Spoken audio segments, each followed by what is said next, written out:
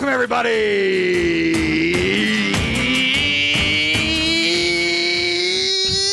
Why did I cut the music so early? Ow. To the Sync Countdown. I'm Sammy Gonzalez, a.k.a. themexcellence. I think I already said welcome to Sync Countdown, and then I said welcome to Sync Countdown again. But guess what? You're welcome to the Sync Countdown. Hi, everybody. I'm Sammy Gonzalez, a.k.a. themexcellence. Clear-eyed. Nothing bad has ever happened to me ever. And joining me on the other side, we have... Clear hearts can't lose. Hey, my name's Marco. What's up? I don't know who I passed it to. Thanks for taking that. And on the other side, we have... What you gonna do, brother? Hulk Hogan? Yeah. Hi, everybody. It's Hulk Hogan joining us today. It was a really hard get, but we got him. It's been years. I actually don't think he's that hard to get. Hulk Hogan? He's banned from a lot of places. As long as he doesn't say the N-word, I think we'd be okay. You think, maybe? I don't know. I mean, you think that... I think if we let him say the N-word, he'd definitely come on the podcast. I don't want him to say the N-word. I'm just hoping... Let me tell you something. I need to say... Fade to black. There we go. I was like, do I even have solely black? Do I have to fade to black, or do I have just... Why's it got to be black? Hey, Salty Crystal. I don't know. I thought I had more buttons here. Hold on, everybody. All I have in different buttons are these. Nope, that's not it. I don't know. There you go. Whoa! Woo. People didn't know I could do this. I'm gonna play with these to make me feel happy. Anyway, moving on. Star Wipe. Star Wars. Yes. Today, the part of Hulk Hogan will be played by me. I'm JJ. Oh, the heart of Hulk Hogan. Oh my God, the heart of Hulk. God damn it! What are words? He didn't say that word a lot. He said it once. It just was in a very racist sentence. Like, Wait, I just watched that video a lot. Wait, what did he say? Hulk Hogan. He was like, "Damn, why'd my daughter have to date?" Oh no. Definitely needs. Wait, I don't have a Star Wipe. But I mean, on the bright side for Hogan, I mean that was like 10 years ago. So it's like, I mean, well, nobody ever changes. You know that. People. I do think people can change. Whether a 60-year-old white man can change, I don't know. That's pretty true, and especially so directly. So directly, it's like it'd be one thing if you like a rap lyric. He does change his origin story like every interview. This is true. Oh man, well maybe, but anyway, well, it's Hulk Hogan that changes his origin story, right? Yeah. Okay. Well, speaking of Hulk Hogan, was that one of the first on your list? I would imagine it wasn't. But today we are talking about our top five people that we want to have dinner with. Dream dinner. Good God. Dream dinner guests. So like 5 people that, and the rules were, I threw in at least one fictional. You don't have to have fictional, but you can. I just gave it as an option. I couldn't think of one because every fictional person is two-dimensional because they're just meant to carry the plot. Right. They're not exactly like super interesting outside of the plot, inside that insular story. Right, but unless they have like superpowers, and then you could use their real life superpowers, which is where I kind of went. I don't know if I picked anybody fictional. I did actually, never mind. But it just seems like it's a good hang. We'll get to it in a little bit. But yeah, we could do dead or alive, fiction or nonfiction for at least one of them. Oh, I thought you meant the game. Oh yeah, no, it's all Dante. And is that dead or alive? No. Shit, that's gonna make me cry. Fuck. Ryu Hayabusa. There you go. Oh, there you go. Johnny Walker. So. That's our list. We're going to talk about it. We're going to see what person we'd want to share a meal with. We'd want to pick the brain of. Someone that we want to get to know. Or, honestly, two of mine, at least two of them, are just seem like good hangs. You know? Right, yeah. I got one of those. Yeah, because like as you've seen, if you watch the pre-show or you listen to the pre-show, things are fun in the House of Sam right now with squirrels and shit. But I just need a good hang, you know? Yeah, Sally will do that. What? Yeah, Sally will give you a good time. Sally streams? Yeah. No, like our fan? No, Sally the squirrel. Like, oh, Sally! I thought you meant like long tall Sally. Pie and no, Sally the squirrel needs to die. For those of you who didn't listen to the pre-show, which why would you skip 40 minutes into the show for no reason? I need a squirrel dead in my roof. So we're gonna keep it easy, and we're not necessarily quick, but easy. This one I've mentioned this guy. I'm gonna start first. I'm gonna go first just so I can get it done with. I'm not laughing at you. I'm laughing at Maggie. Being what is like Maggie? Oscar Wilde, aside from liking young boys. And I'm like, yeah, that's like not what you want, unless that's the question you ask him. So why are you into the things you're into? No, H.P. Lovecraft. What'd you name your cat again? Oh no! He's Let me tell you something. Oh my God! No. Well, my number 5. Honestly, this is literally just a pitch for him to be on the podcast. It's never gonna happen. It's never, ever, ever, ever, ever gonna happen because Hulk Hogan? it's Hulk Hogan. Everyone's Hulk Hogan. Serenity, we're just getting started. You're not late at all. So welcome to the show. But my number 5 is a comedian. A big bunch of my list was gonna be comedians, so I pared it down. But this is the one that's on top of mind. This guy is roughly my age. He has a up-and-coming, very successful podcast. He just released a new Netflix special called Fat Rascal. The Fat Rascal himself. Stavros Halkias is my number 5. Hey. This guy, I caught him when everybody caught him. During COVID, he just started putting out clips of his crowd work, really. I watched Hassan, so that's how I caught him. His songs? Hassan. Oh, and he'd been on that show for a couple times, I imagine. I think they had a podcast together for a little bit, but he definitely guest stars on his stream, his Right. 8-hour streams. And you might have seen him around. You're like, who is this weird looking fat Greek guy who just looks like a depressed dad or uncle or whatever? But like, this guy started putting out crowd works, like not specials, but clips on TikTok and whatever. And within like a year's time, just rose to stardom. Started selling out places. He went from small rooms to bigger rooms to full theaters at certain points. And watching him from that, seeing that he was on a previous podcast called Cincountdown, which the only purpose of that was to have a show called Cincountdown, and apparently being really great on that one, he broke from that, started his own podcast, and I've been a day one listener since that new podcast, where he just gives advice and does all this stuff. And every time I listen to him with somebody in the room, he's always saying the most crass shit. He's talking about butt this and fuck that and all this stuff. And Tarlin, we'll see you in a little bit. Thank you for joining us. He said he's taking off. But anyway, he's saying all sorts of terrible things. I had him on when my girlfriend was here, and she was just like, "Oh my god!" And I'm like, "I'm sorry, he's not usually like this," because he's like actually he's like that. He's like that. worse. Well, he's like that, but the idea being that he's very like liberal. He's very pro like trans, pro women's rights. Like he's very all the things that you want to check, but also in like the most dude bro way kind of things. From Baltimore, you know, he has a immigrant. Baltimore. And he's got an immigrant upbringing, so it's funny hearing that like his immigrant upbringing story being so similar to most Mexican upbringing stories. Yeah. It's like, yeah, we found a small community where my dad knew a guy. We all moved. My dad worked in construction. I believe his dad was a contractor or whatever. And like was a piece of shit. My mom, I love my mom very much, and I stuck to her. I had 2 brothers that are cool, and I love my community, and that's what this guy's all about. So you have all these like positives, and then he's just like a jolly guy. And then I find myself when he's on the podcast saying the things I would say or responding the way I would say. And so like he just seems like a good hang. And then he did like a First We Feast where he was talking about his top 5 favorite treats, and half of them were like nutty bars. 2 of them were one of them was a nutty bar from Debbie Uncle Debbie, Aunt Debbie, what's her name? Little Debbie. And then the other one was like the soft version of it. Like he was just like, yeah, I'm a simple man. And so he just seemed like a really grounded dude, having found such quick success. You know, his best friend is literally an Albanian guy that he gives shit to, and he made him his producer so they can hang out more. And now he's his permanent producer. Like that's the type of guy you want, right? Is a guy that will bring you up and like make sure you're taken care of. So my number 5, Stavi, come on the show. But Stavi, baby, please. Come on the show. Key, clip this. Stavi, baby, come on the show. Yes, I mean you. You'll totally. I'll go over there. Actually, let me be on your show. I'll be a Patreon exclusive. I was on Patreon. We almost have 100,000 on TikTok. Help us get there. Make a Mexican's dream come true. I'm just like you. I'll bring all the nutty bars you want. My number 5, Stavros Halkias. Marcos. Doesn't matter. You're number 5. On the note of like people like pushing us over a little bit, like just for the audience to know, we for a little bit had an interview thing going. We just never got the editing and timing down right, and now those interviews are a year old. Oh my god, that's how time works. They were actually really good meat wise. Maybe we might throw them in as exclusive Patreon content, but the idea of like connecting and having fun with like random people that we vibe with isn't new to me at the very least. Right. That being said, I do feel a little weird that it's just like I had the opportunity to have an interview with Mexican OT, and I didn't know he was going to be that big. Oh, man. Like he blew up last year. Shit! God damn it! And then he blew up so big that he was on he was on Cam Newton's podcast, and they were just talking about like, oh yeah, like I like drinking milk from the glass because it tastes better than when you drink it from the carton.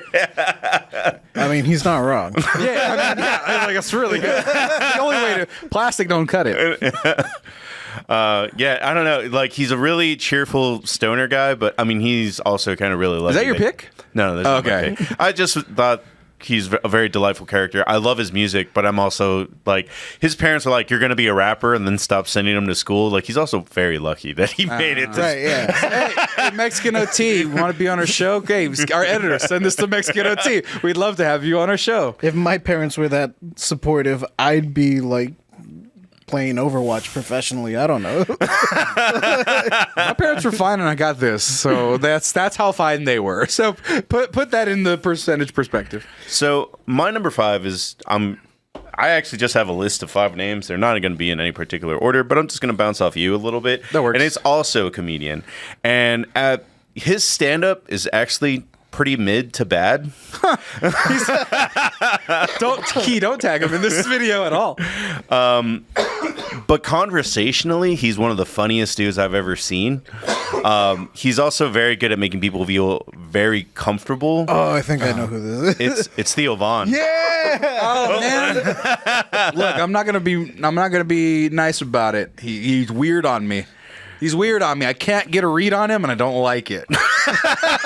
Because other times I'm like, he's like genuine and a nice guy, and I bet you he is. No, it's because he can't hide that he's uncomfortable sometimes. That's why he'll give off weird vibes, and then later he'll talk in another podcast like, yeah, man, I just wasn't vibing with that guy, and tried my best to make it work. but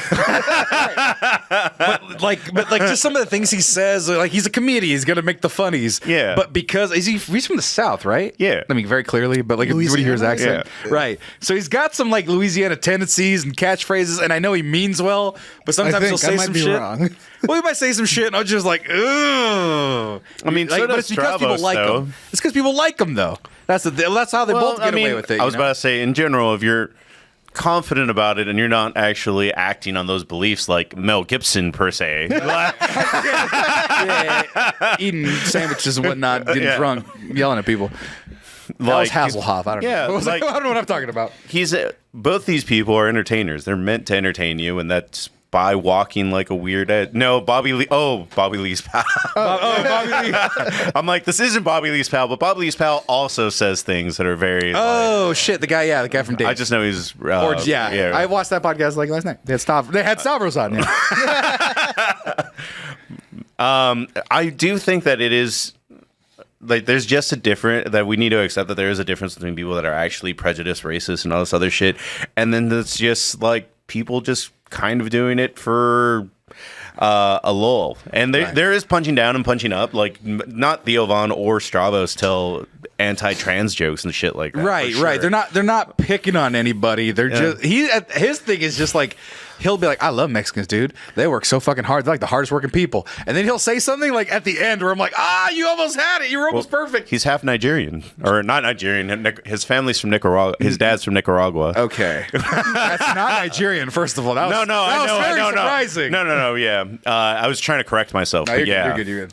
But yeah, no, that's why he'll say some of those jokes sometimes where it's just kind of like, oh yeah, like and I mean, even on that side of the throat, I mean, that's a positive stereotype at least. Like, I don't know what to say. Like, it's Bobby Lee's friend is actually the one that he makes Asian accents and shit. But it's still like he's obviously not racist against Asians. He's been in more Asian films than anyone that I know. Hold on, sorry. I'm trying to search on Google, and I don't know if my enter button's not working. Yeah. Because I was looking up this clip. I want to look up this clip. All end countries look the same. I didn't say that. No. What you gonna do? No. Hold on. No, I do want to find this clip because it was one where people were. Hold on. Actually, right now, the only because Theo Von is not funny in his stand-up at all to me. It's just when he has people on and vibes with them, he's a very good hang. Right. But right now, the only joke or sound clip I remember is makes you want to kick a fat kid at Kmart. Sure. No, it's this video of him sitting with this fighter. Sean Strickland, yeah. Sean Strickland. And Sean Strickland was talking about like some of the abuse he had gone through, I guess, in his childhood. Yeah, no, you can just type Sean Strickland crying and it'll come out. Like I posted that on my Instagram the other day. But it was just, it's when you watch the whole interview, he's actually just asking him, like, what was your favorite subject in school? And then it just goes from there. It's like, I didn't go to school. Why didn't you go to school? Because I started going to school and then I got kicked out because I would stay up at night because my mom was beating the shit out. No, my dad was beating the shit out of my mom. Right. So I used to stay up to protect my mom, kind of thing. And then it just kept building and building to it's just like, he just has this big eureka moment that it's just like, the way that I grew up made me stop believing in God, and he starts crying. And I was just like, damn. Right. I mean, and I'm not going to show it just to, I mean, I was crying earlier, but like, that's what it's about, right? You got to have your homies that you can cry in front of. And Theo Von definitely is somebody that this big bad wolf type of guy was crying in front of and made space for and made him comfortable and welcome. School system's like, oh, Sean, like, he's just a bad kid. They don't realize him up till 3 o'clock in the morning. Like, and he starts You're tearing not up. talking, man. I can just sit here with you for a minute. Yeah, and like so when you see something like that, like this guy's an empathetic dude at the very least, and that's genuine. And then when you mentioned it before the show, Marcos, talking about being genuine. People like people who are genuine, and yeah, that's a very genuine moment. So you're number 5, Theo Von. Yeah. JJ, what's your number 5? I'm gonna call out. Thank you, Christina. Thank you for subscribing for a year. Oh my God, 163 gift subs for the channel from Christina. Damn. And 164 for Rito's Modern Life. Thank you so much for supporting, Christina. You know how much we love your support and everybody who's donated support. On to JJ. You're the only number 5. Uchiha I agree with. So, actually, I didn't write him down because I thought it would be too obvious, but I'm going to piggyback riding this wave of comedians Okay. and entertainers. My number 5 also has a podcast, very popular. He's probably one of the best interviewers I've ever seen. The king of late night. Oh. Sean Evans, you want to pull up the hot ones, truth or dab? No, it's Honorable mention. Hey, guys. I will totally go eat some hot wings. yeah. Hey, actually, yeah. Number 4. Can I just go on hot ones? Anyway, you're number 5. My number 5. Oh, I know. I am giddishly excited to be Conan O'Brien's friend. Oh yeah, Conan. I look at, you know me. Never watched Simpsons. Never watched a lot of stuff he did. But then I found Conan's podcast. You know, Conan Needs a Friend. Is it Conan Needs a Friend? Yeah. Conan O'Brien needs a friend. Yeah. And man, he's smart. Like I that's me finding him out. Right? He is smart as shit. And then not like super brilliant and like intelligent wise, but just the way his brain works. No, he's not like I get what you spouting mean. rocket science. He went to Harvard, right? Yeah, he did go to. Yeah, so he's a smart guy. One of the things that he wishes no one knew. Oh, why was that? Or I guess why in particular? I've heard him say it. It's because when you say, "Oh, he went to Harvard," there's this like air of like aristocracy and like giftedness that comes with it, and he's like, Right. that's so not me. Right. I had to work my fucking ass off Right. to be able to like get an interview at Harvard. Right. So for me to actually get in, I broke my back 5 times over. Right. And if I could have gone to, if I wanted to, I probably would pick a different school now. Right. Is I think what he's trying to say. But I've been a fan of his since I was like 10 years old. Like when I Right. was barely discovering what late night was. I watched Jay Leno, and some of his puns make me laugh. So like I would stay up and watch him, and then Conan would follow him, and Conan's humor and his writing staff, everything on that show was just so in tune with my own sense of humor. Right. And it was probably because he wrote for The Simpsons. And Yeah, I was it a built huge your Simpsons- humor, yeah. Right, yeah. So it was like unaware completely at that time that like, oh, this guy has had a like key to my funny bone. Right. The entire time. You're right. And just finding him kind of like pseudo organically, like just, oh shit, like this guy's funny. Whenever he interviews someone, it's more personal. Like I always felt like Jay was just like, let's get to the clip. Right. Yeah.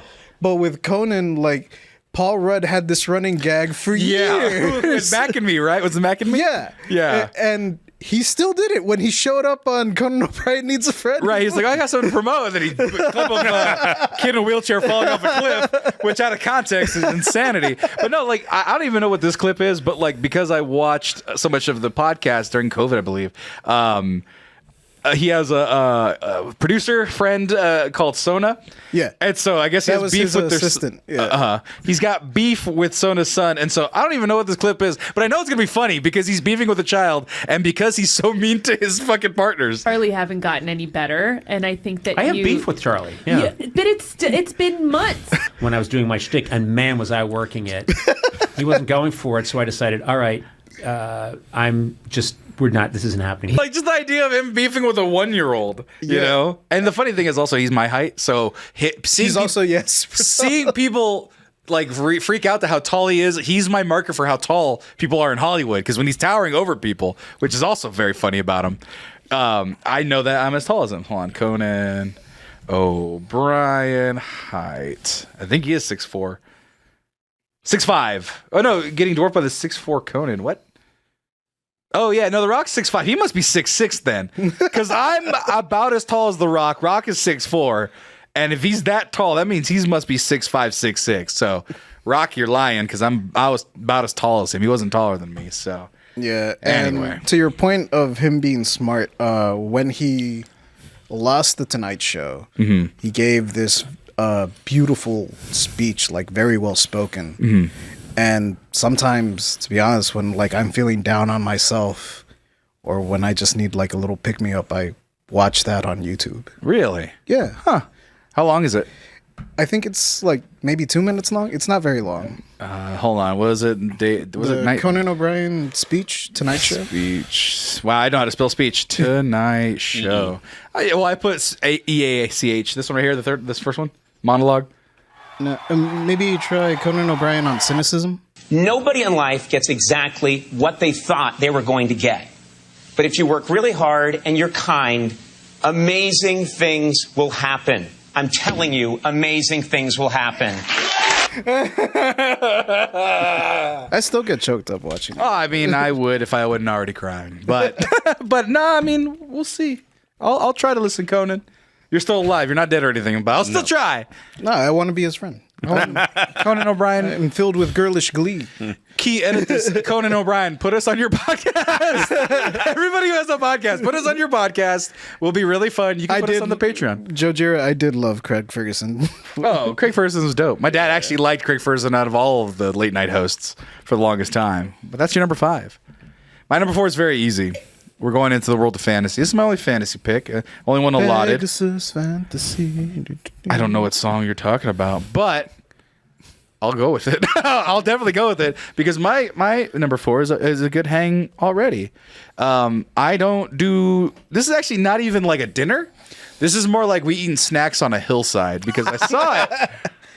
I saw it in the movie. Oh, I want to have a romantic picnic with Conan. Oh, I mean, yeah. Well, I mean, it's kind of a picnic, kind of.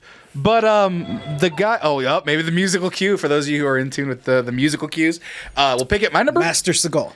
Steven Seagal, and we're eating a carrot. We're eating one carrot between the two of us, taking bites, alternating that one of another. Look up Steven Seagal eating a carrot. You're welcome. No, my number 4 is Gandalf.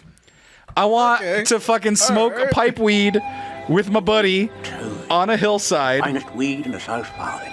I want him to make boats out of the smoke. That's like the only thing I want, really, is me to make a ring, which I can't do, and for him to fucking blow a ship. How do I find somebody that can solve all my ails? And I don't think anybody could, because I thought like Professor X, maybe he reads my mind and finds out what's wrong. But he never fixed anybody's mental anguish. I was about to say, he's not a therapist. He's, right, right, because he can stop you from touchy, unless your X-Men power is sadness. He really, Bro, it might be. Bro, my fucking X-Men power might just be sadness. He might just be like, I can block out these memories. Right. Oh my god, I should have fucking picked. Hey, Professor X, can you make me forget a bunch of shit real quick? No, because I was like, he can go into people's minds, but like he couldn't fix Wolverine and all his traumas. So like, well, no, there was a bullet in his head. Well, yeah, but in the movie. Actually, Wolverine might be the only person he did fix. Well, And it wasn't through superpower. it was through the power of love and getting stabbed But in the like he chest was in able to Logan. block out the Phoenix Force for not forever, but for a while, Right. long enough. Right. But peacetime Gandalf, he seems like he would just be a good hang. Like Bilbo has all corrupting power in his possession, and he's like, Bilbo, it's fine. We'll get rid of it. Just give me the ring. I'll give it to your nephew, and I'll send him on an adventure, and I'll kind of help him out along the way. See, Pragmatic. When I was thinking of someone fictional, I thought of the old sage character because they exist in every story that's Right. ever. It's fucking Obi-Wan, Gandalf, so on and so forth. And I was just like, but all those people only exist to help you in that story for the most part. Right. So And the he'll only be in my story. So, and he's not on my list. Oh. But the only fictional character that I realized that could help me with modern day problems is William Knifeman. Because Young warrior. he's literally made to help modern people with modern problems. How good William Knifeman? You should have invited him. No, somebody, Bad G said Uncle Iroh would have been his sage. Uncle Iroh's a good pick. That's a solid pull. But yeah, I went classic sage, man, and I go pipe, but the pipe weed was the big sell, honestly. And like, he could probably make fireworks. He could do a bunch of magic tricks. We'd hang out on the Shire eating salted pork and whatever the fuck they got in the Shire. I would limit myself to Shire foods, and Second breakfast. lots of beer. Second breakfast, pints of beer because I know they got pints, and then run off. To get it. I think they eat a lot of potatoes. I'm fucking down with that too. Boil them, mash them, stick them in a stew. What's taters, precious? What's taters, eh? That was reversed, but I got it right. I know that line word for word. I haven't seen the last two in fucking ages. I need to watch them again. But that first one I saw recently, I was like, man, Gandalf's such a cool fucking guy. My number 4, Gandalf being such a cool fucking guy. Don't worry, my other ones get more in depth, but Gandalf's just such a cool fucking guy. Number 2, going to you. Number 2. Your second one, Marcos. I will say I do have a request to William Knifeman's last words. It's like a 30-second clip. It's not very long. Do you want me to play it? Yeah. Okay. Just because I was just like, his whole. If you saw the 3 seasons of Reservation Dogs, There's it's 3 like, seasons now? That's it. That's it. And That's it's it. over. It's Oh, done. I saw the first one. When did the third one come out? Last year. Like, Shit, I didn't know the third one came out already. Shit. They buried it. Like they did not promote that at all. Oh, motherfucker. And I have my ear to that shit, too. This one right here? Last goodbye? Yes. Okay. An amazing community, and I'm just proud to be a part of it. Ah, there it is! Finally! You got it! That's what I've been trying to tell you! We don't need more chiefs, we need more warriors! There you go. William Knifeman. So Well, that being said, I did watch all of Echo, and it might as well be a continuation of the first season of, because the girl's in it too. One of the girls from Reservation Dogs. Well, yeah, because There's like 5. Yeah, between Killers of the Flower Moon and Reservation Dogs, I'm pretty sure I know every Native American actor at this point. That's fair. That is I'm entirely not trying to be fair. mean, but oh I'm no, not. there's like 5 of them. Like I said, I'm pretty sure there's a ton of crossover that not having watched the other 2 seasons of Reservation Dogs excludes in. I think there's only 2 people from Reservation Dogs and Killers of the Flower Moon. By the way. Maybe. But my number 4 is not very deep, so that's why I had to be like, all right, while we're on this deep thread, let me throw that out. And it's just Kenny Omega. Speaking of Street Fighter, Kenny Omega. Solid choice. So The cleaner. my biggest interest is people that are multifaceted, that they can do a whole bunch of different fucking cool shit. And a guy that like makes video games and is a wrestler and is actually funny in all his delivery and little skits that he makes online, right up my alley. And in general, he's just cut from my thread. Right. Of just nonsense and buffoonery, but also being pretty good at what the best at what he does. Top Speaking of 3 Wolverine. or 2, depending on who you ask, kind of thing. And you're talking about in all of wrestling, like WWE in all and of all wrestling of it. ever, really, actually. Ever? Yeah. Yeah. Like all timer? I know he was good, but like all timer. So it depends on 2 spectrums. So it's like Rock, John Cena. I'm kidding. I know. I know. It depends on. Shawn Michaels, Kenny Omega, AJ Styles. Yeah. Those are like the 3 names that are gonna get mentioned like more often than not. Right. That's crazy. I did not. One of these guys is Kenny Omega, right? No, the guy who comes out after is Kenny Omega. Yeah, fucking Akuma is Kenny Omega. That's right. There he is. He's a giant nerd. And he's also 6'4". Actually, that might be the only thing. There you go. So everybody who's great is 6'4". Fuck you, Abraham Lincoln. You're too tall. Well, there's a clip where he is just going back and forth with the New Day, and that is probably like the moment I fell in love with Kenny Omega, because it wasn't his wrestling; it was just him challenging the New Day to a Street Fighter tournament. Oh, well, I mean, here's the Street Fighter tournament, but we're going to get copyright stricken, I'm sure, on both wrestling and Street Fighter, so... But there he is talking shit. Impressed by the Street Fighter that we saw from the team. There you go. But no, I mean, hey, Kenny Omega, if you have a podcast. No, he doesn't have a podcast. Oh, okay. From here on out, none of my people have a podcast. Okay. Kenny Omega, if you have a podcast, Key, send this to Kenny Omega. Everybody, we're going to be pitching to everybody. I think Kenny was pretty like chill. Like he might actually say Kenny Omega, these guys love you. If he's in town, he might be like, yeah, sure, why not? Fine, I'll do the pitch. Kenny Omega, these guys told me and taught me about who you are. They've liked you for a long time, and they made me know that you were important to wrestling, and they've also named you top 3. So be on our podcast. Thank you. We got to make sure Edward's here when that happens. And also our friend Edward's coming. Don't get mad.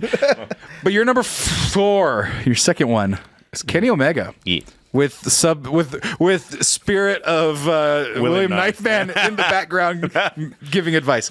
JJ, you're number 4. My number 4. So I'm going to kind of piggyback off of Mark here. My guy is also multifaceted, also athletic, bit of a philosophizer. I know exactly, and you know what? I created the rule of fictional just to make sure you got the right version. Not fictional. Wow. Real guy. I'm gonna have to borrow Gandalf for a second so you could use his scroll of resurrection. Okay. My number 4 is Bruce Lee. Oh, I almost picked Bruce Lee. I almost picked Bruce Lee on the chance that off chance I saw a TikTok, and he was just like, "You need to not fear death or embrace failure and all this stuff." It's your number 4. Yeah, it's Bruce Lee. I love Bruce Lee. I love this pick. I love Bruce Lee. High school JJ went into this real like Bruce Lee thing. I mean, look at High School Sam also kind of went into the Bruce Lee thing. I kind of know how to quote a lot of Bruce Lee. I was about to say, do you also wear dragon shirts? I had the dragon shirt with the flames on it in the 6th grade. I did have a dragon. That was just I know you cool. did. I also had a dragon bucket hat with like flames on the brim. It's so fucking cool, JJ. It's so fucking cool. That hat fucked. That hat still fucks. It's probably in the circles of the new kids now. I don't know where it is. I hope my mom didn't throw it. I hope so too, because you can sell it for probably $50 to some kid who's born in 2004, going like so retro and cool. So anyway. Yeah, Maggie was there. She saw the hat. Maggie saw the hat. Dragon JJ. Is that another alternate version of yourself? Dragon JJ. It will be now. It better be. Nice, Jojo. No, yeah, but I just like I grew up on kung fu movies. So like mostly Jackie Chan, like because he was the thing. Oh yeah, he's the one that introduced everybody. Rush Hour, all those ones, and then you kind of go, oh wait, was it not TBS? If you had cable, you would catch some of the old kung fu, just generic kung fu movies. I was about to say, like, I might be one of the few people that didn't get in through the Jackie Chan door because I didn't have cable. Where did you find him? No, I didn't. I had Spanish TV. Right, but I'm not going to count the dude from Best of the Best 3. No. I was going to say, they had the bad Jet Li movies, like Contract Kill. Yeah. The Defender. Not the Protector. The Defender. Yeah. No, but they also shared the Jackie Chan. I saw Who Am I before I saw Rumble in the Bronx. That I actually did me. Not me too. I didn't see Rumble in the Bronx until much later. Yeah, but I spoiled it. Yeah, and I got to see Rumble in the Bronx in theaters. That was awesome. Thank you, Alamo Drafthouse. Yeah. No, yeah, I've always loved kung fu movies. They've just always like spoken to this primal thing in me. Plus, I also was born with very Asian features. That's fair. I've kind of outgrown them a little bit, I like to think, but Yeah, when I was super young, one of my neighbors nicknamed me Liu Kang Oh my God. because I fucking looked like That checks out. That checks out. Your short films, you were also playing an Asian. Yeah, I was also about the same height. Oh, well, that works too. I didn't realize he was that short though. Yeah, Yeah. he's only like 5'7", No, okay. so he's slightly taller than me, like Right. an inch. Right. But in that 1 inch, you can punch the shit out I of mean, you. sometimes an inch is all it takes. Well, I was gonna say when it comes Well, then to why did you overdo it with 7, JJ? Come on. when it comes to people that are multifaceted, like I talked about, my favorite kind of people, this is a dude that is legit a martial artist. Like Yeah. he invented the idea of UFC 20 years before the idea of UFC. Right. The idea for his movie in Game of Death where he'd fight a different combat style. Every I know he level? didn't get to make the movie because Right. he died. Well, he didn't finish it. He did most of it. But that idea of mixing different combat styles, like he made that idea in 1975, and we would not see it again till Jean-Claude Van Damme fought different fighting styles in Bloodsport. Like, like he was so far ahead of his time. He was, yeah. And then you add martial artist, movie star, and his philosophy, like, is amazing. Honestly, It's actually pretty deep. Oh, yeah. No, I mean, don't think I didn't quote this for hours and hours on end. Not anger. Now try again. With me. Never take your eyes off your opponent, even when you bow. That's it. And so there would just be all sorts of whimsical fortunes in your dinner. So I hate how good that movie looks in the sense that that was the only movie he made with an American studio. After that, they were like, he gets racistly pushed out of America and goes back to China. Right. And he never really, I mean, he makes another movie, but that's where Game of Death looks like that. Right. Yeah. Oh man, Game of Death. I mean, just him fighting. That's the other cool thing too. It's like, what if we just fought LeBron James? Like who else would be like, you know, LeBron James, you're gonna do kung fu now, and you're gonna actually be pretty good at it. Kareem too. was legit one of his students. Right. That's what I'm saying. But like, imagine being that respected, right? Movie star, actor, and then also just fighting the hell out of Kareem Abdul-Jabbar, which is a pretty cool fight scene. And that's what I love about his fight scenes also, just how far back they're shot and how good they are. Well, did you ever, because I used to watch a lot of Bruce Lee documentaries and stuff. Yeah. Did you know that they had to like slow down the way that him and Kareem Abdul would fight? Oh yeah, because he was just too slow. The camera couldn't catch it. Yeah. Or rather, Kareem was too slow for him, and then also for the camera. With Bruce Lee, there's a whole lot of mythos, and some of it is obviously exaggerated. Right. But like, it's very hard to parse that, especially, you know, from our generation where we, at least me, I'm born way after he died. Right. And I mean, you guys as well. But like, so I would go down the rabbit hole when like Wikipedia was new, and I was reading like little tidbits about Bruce Lee, and some of them are like, all right, this has got to be bullshit, and Right. it ends up being true. Right. But the one that stuck with me was that like, oh yeah, Bruce Lee just kept destroying punching bags. Oh my gosh. So he was like, all right, fuck this. I'm just gonna make one out of like lead. So Jesus. but like, it's probably not true. It's probably one of those that like, all right, you're exaggerating it. Like, he probably did go through a lot of punching bags, but he didn't like start building shit himself. Well, it's a 700-pound Yeah, punching bag. But there was one where it was like, oh no, yeah, he built a dummy that would react to his movements because he was like too damn. So he had to fight robots. Right. But a 700-pound, and he's kicking the shit out of it, punching bag. So like, no, Bruce Lee, it's kind of like that thing where the same type of mythos happens with Bo Jackson. If you've ever heard of any of his feats, but then there's also like high res film of him like, climbing up a wall and catching something out of the air, you know. And like Bruce Lee was even more mystical, not because he did martial arts, but because he was just a bit older, a decade earlier, 2 decades earlier, even. And so no, that's a wonderful choice. You're number 4. Well, martial arts didn't get demystified until the mid '90s. Well, I mean, honestly. to be fair, we still had a like, whole I mean, era of fake martial artists. Yeah, being because like, when you got the touch of death. I was about to say Bloodsport, the whole ice touch of death, not real. The Dimmak. well, guys. I mean, look at Also, Kumite is Japanese for spar. It does not mean tournament. right, but at the same time, guys, look at. I'm just saying, I'm a big fan of Street Fighter, big fan of Kung Fu.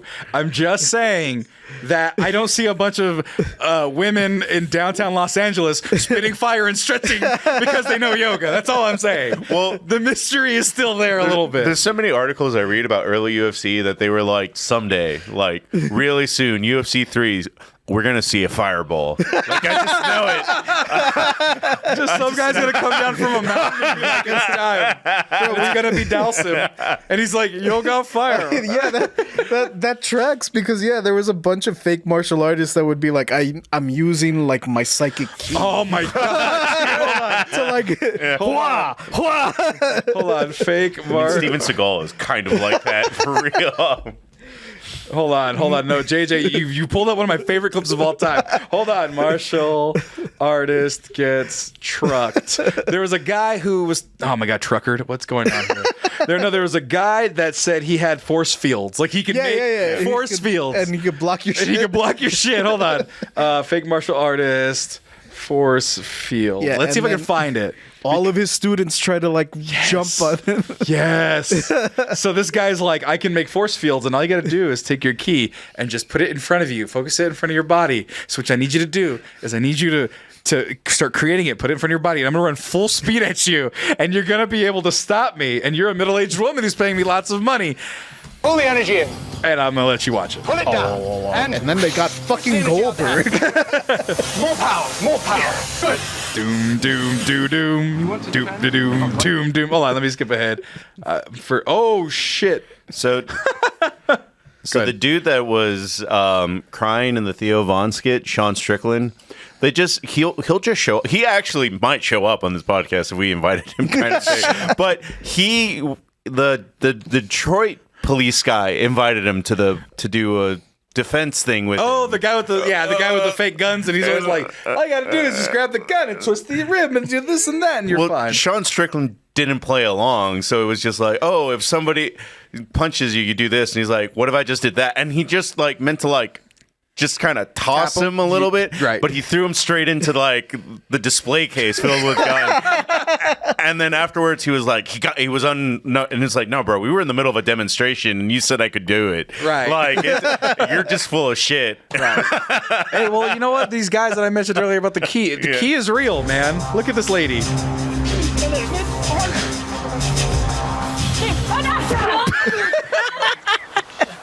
That guy looks like a guy that dies in Mortal Kombat. Yeah, but Shang Tsung taking his soul right there.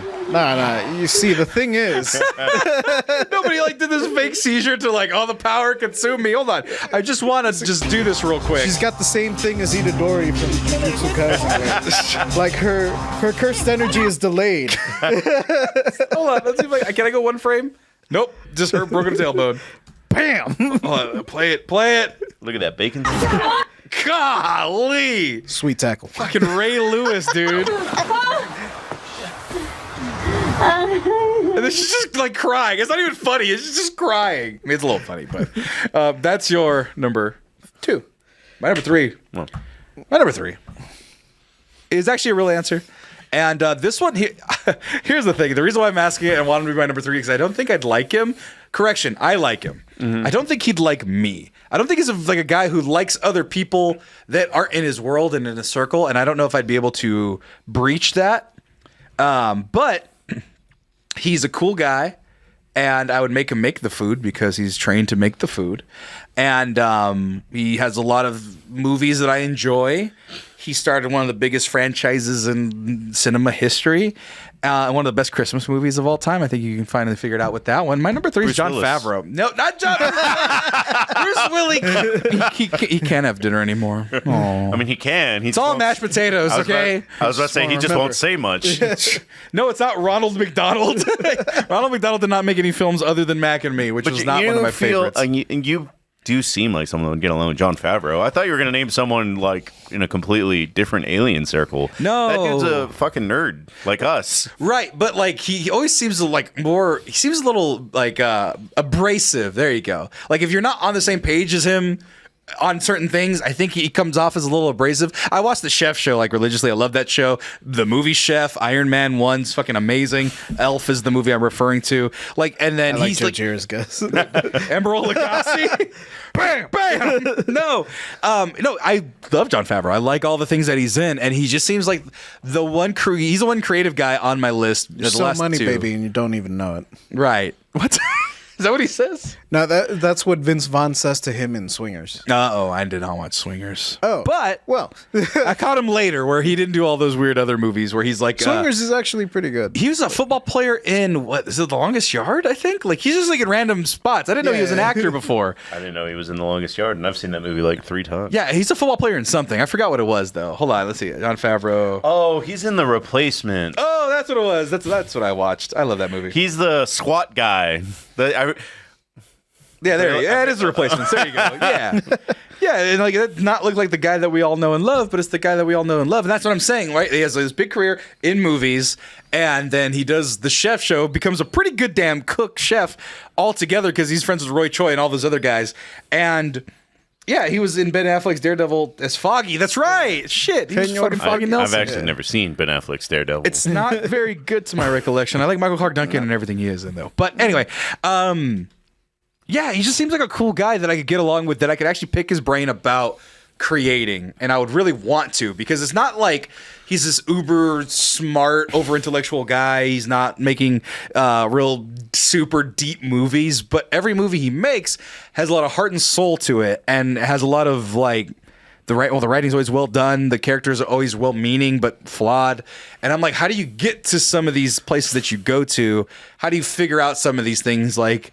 Because even like Elf is a little abrasive, like the writing in it, like the dad and everything, and like how the kind of the what's the word? The lack of Christmas spirit at the beginning, like that's real abrasive. Like for somebody who's trying to watch a happy-go-lucky Christmas movie until you find the spirit of Christmas at the end. Iron Man, Robert Downey Jr. That's the perfect thing that you want. You want a guy who's charming, smart, and abrasive, and a guy who can create a movie that portrays all that. And then he makes me a delicious grilled cheese sandwich.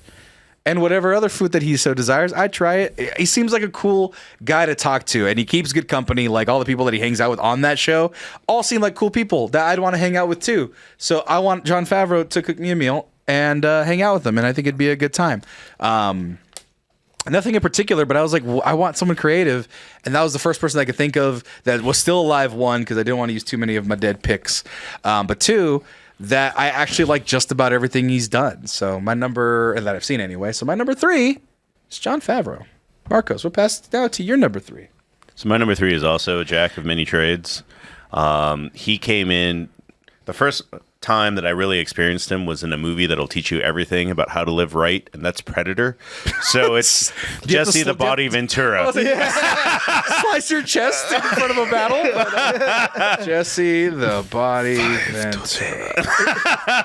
But no, he's got no time to bleed. That's what I know. Stephen Chow. My favorite quote of his, I cannot say. What is his favorite quote? You could say it. Does it have a slur? It does have a slur, so I will censor the slur. Yeah. Bunch of slack-jawed. Oh! This stuff will turn you into a goddamn sexual tyrannosaurus. Just like me. That's right. Oh, that's a great movie. That's a great...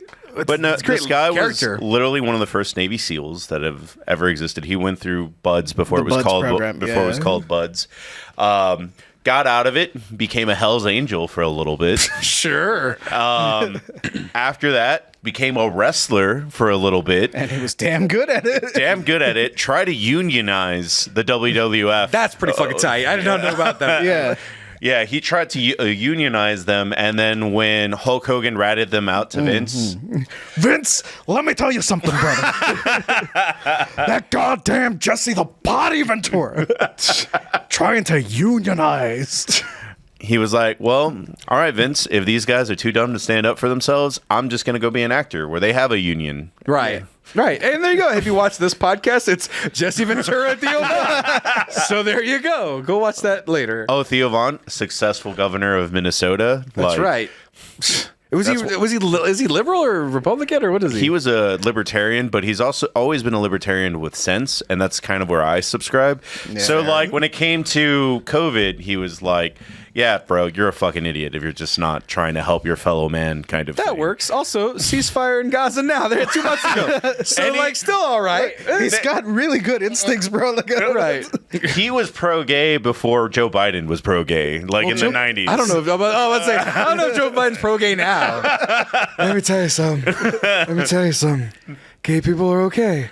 Well, but just okay. I was always curious. They don't touch my car. Which they can't because it's in a locked garage.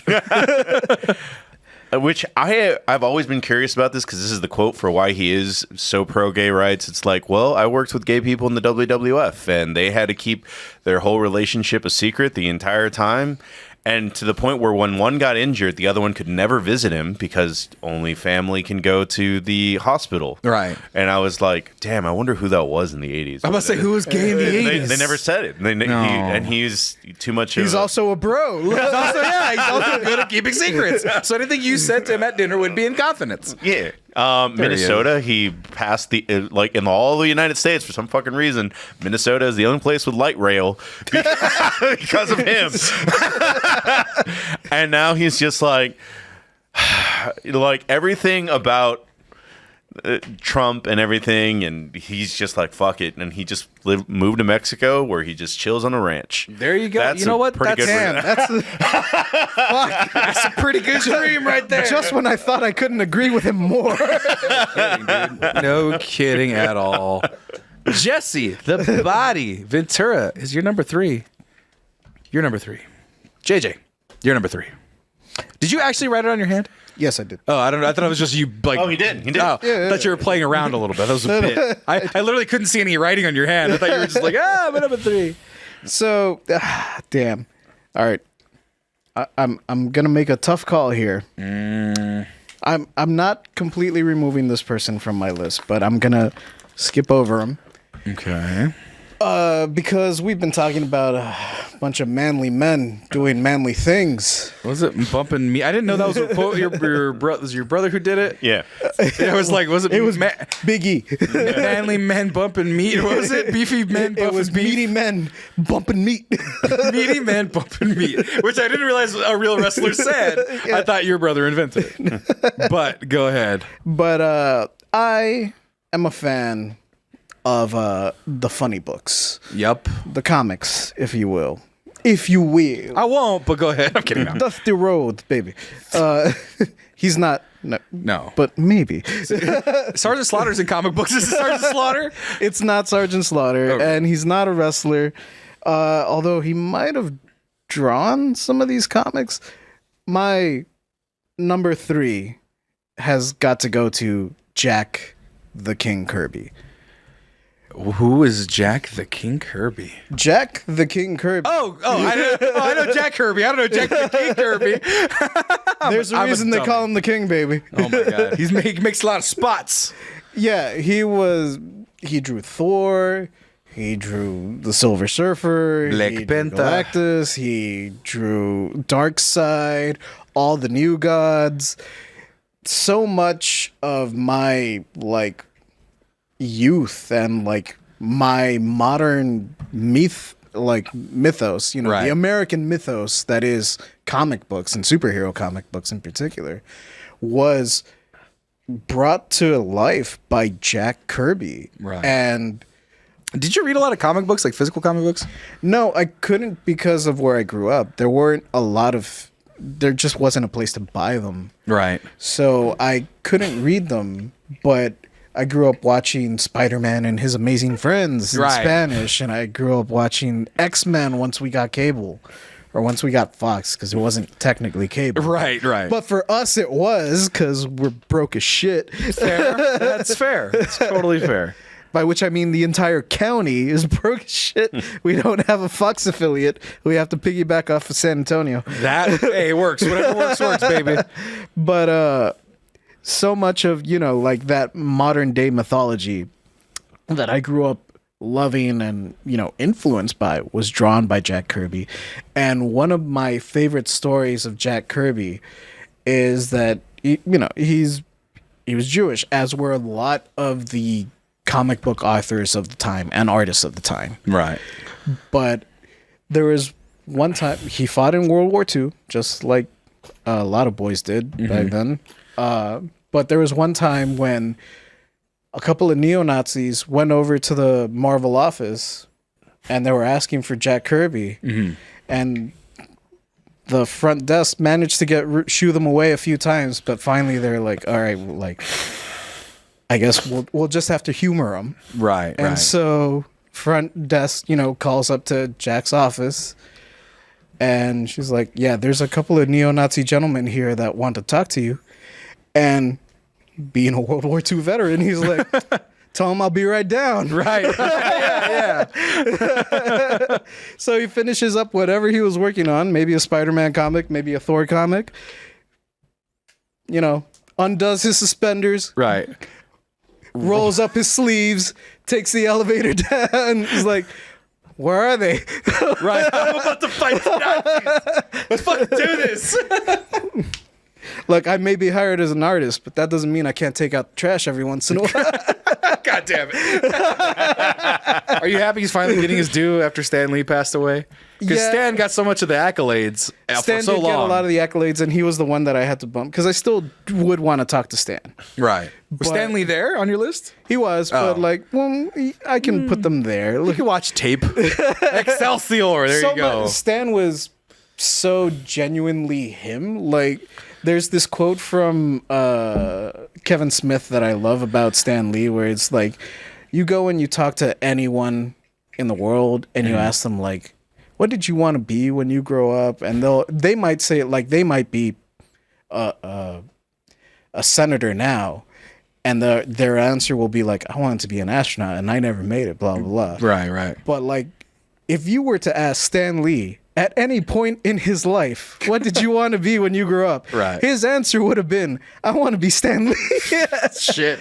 There was no point where Stan Lee didn't want to just be what he ended up being. Right. But there's something just like, I don't know, like gritty and awe-inspiring about Jack Kirby. Right. Because on top of the Nazi story, which is a cool ass fucking That's story. a cool fucking story. It's a really cool story. He fought tooth and nail with Marvel and DC to allow him to work from home. And he moved from New York to California and he mailed in all his shit and he still got it done on time.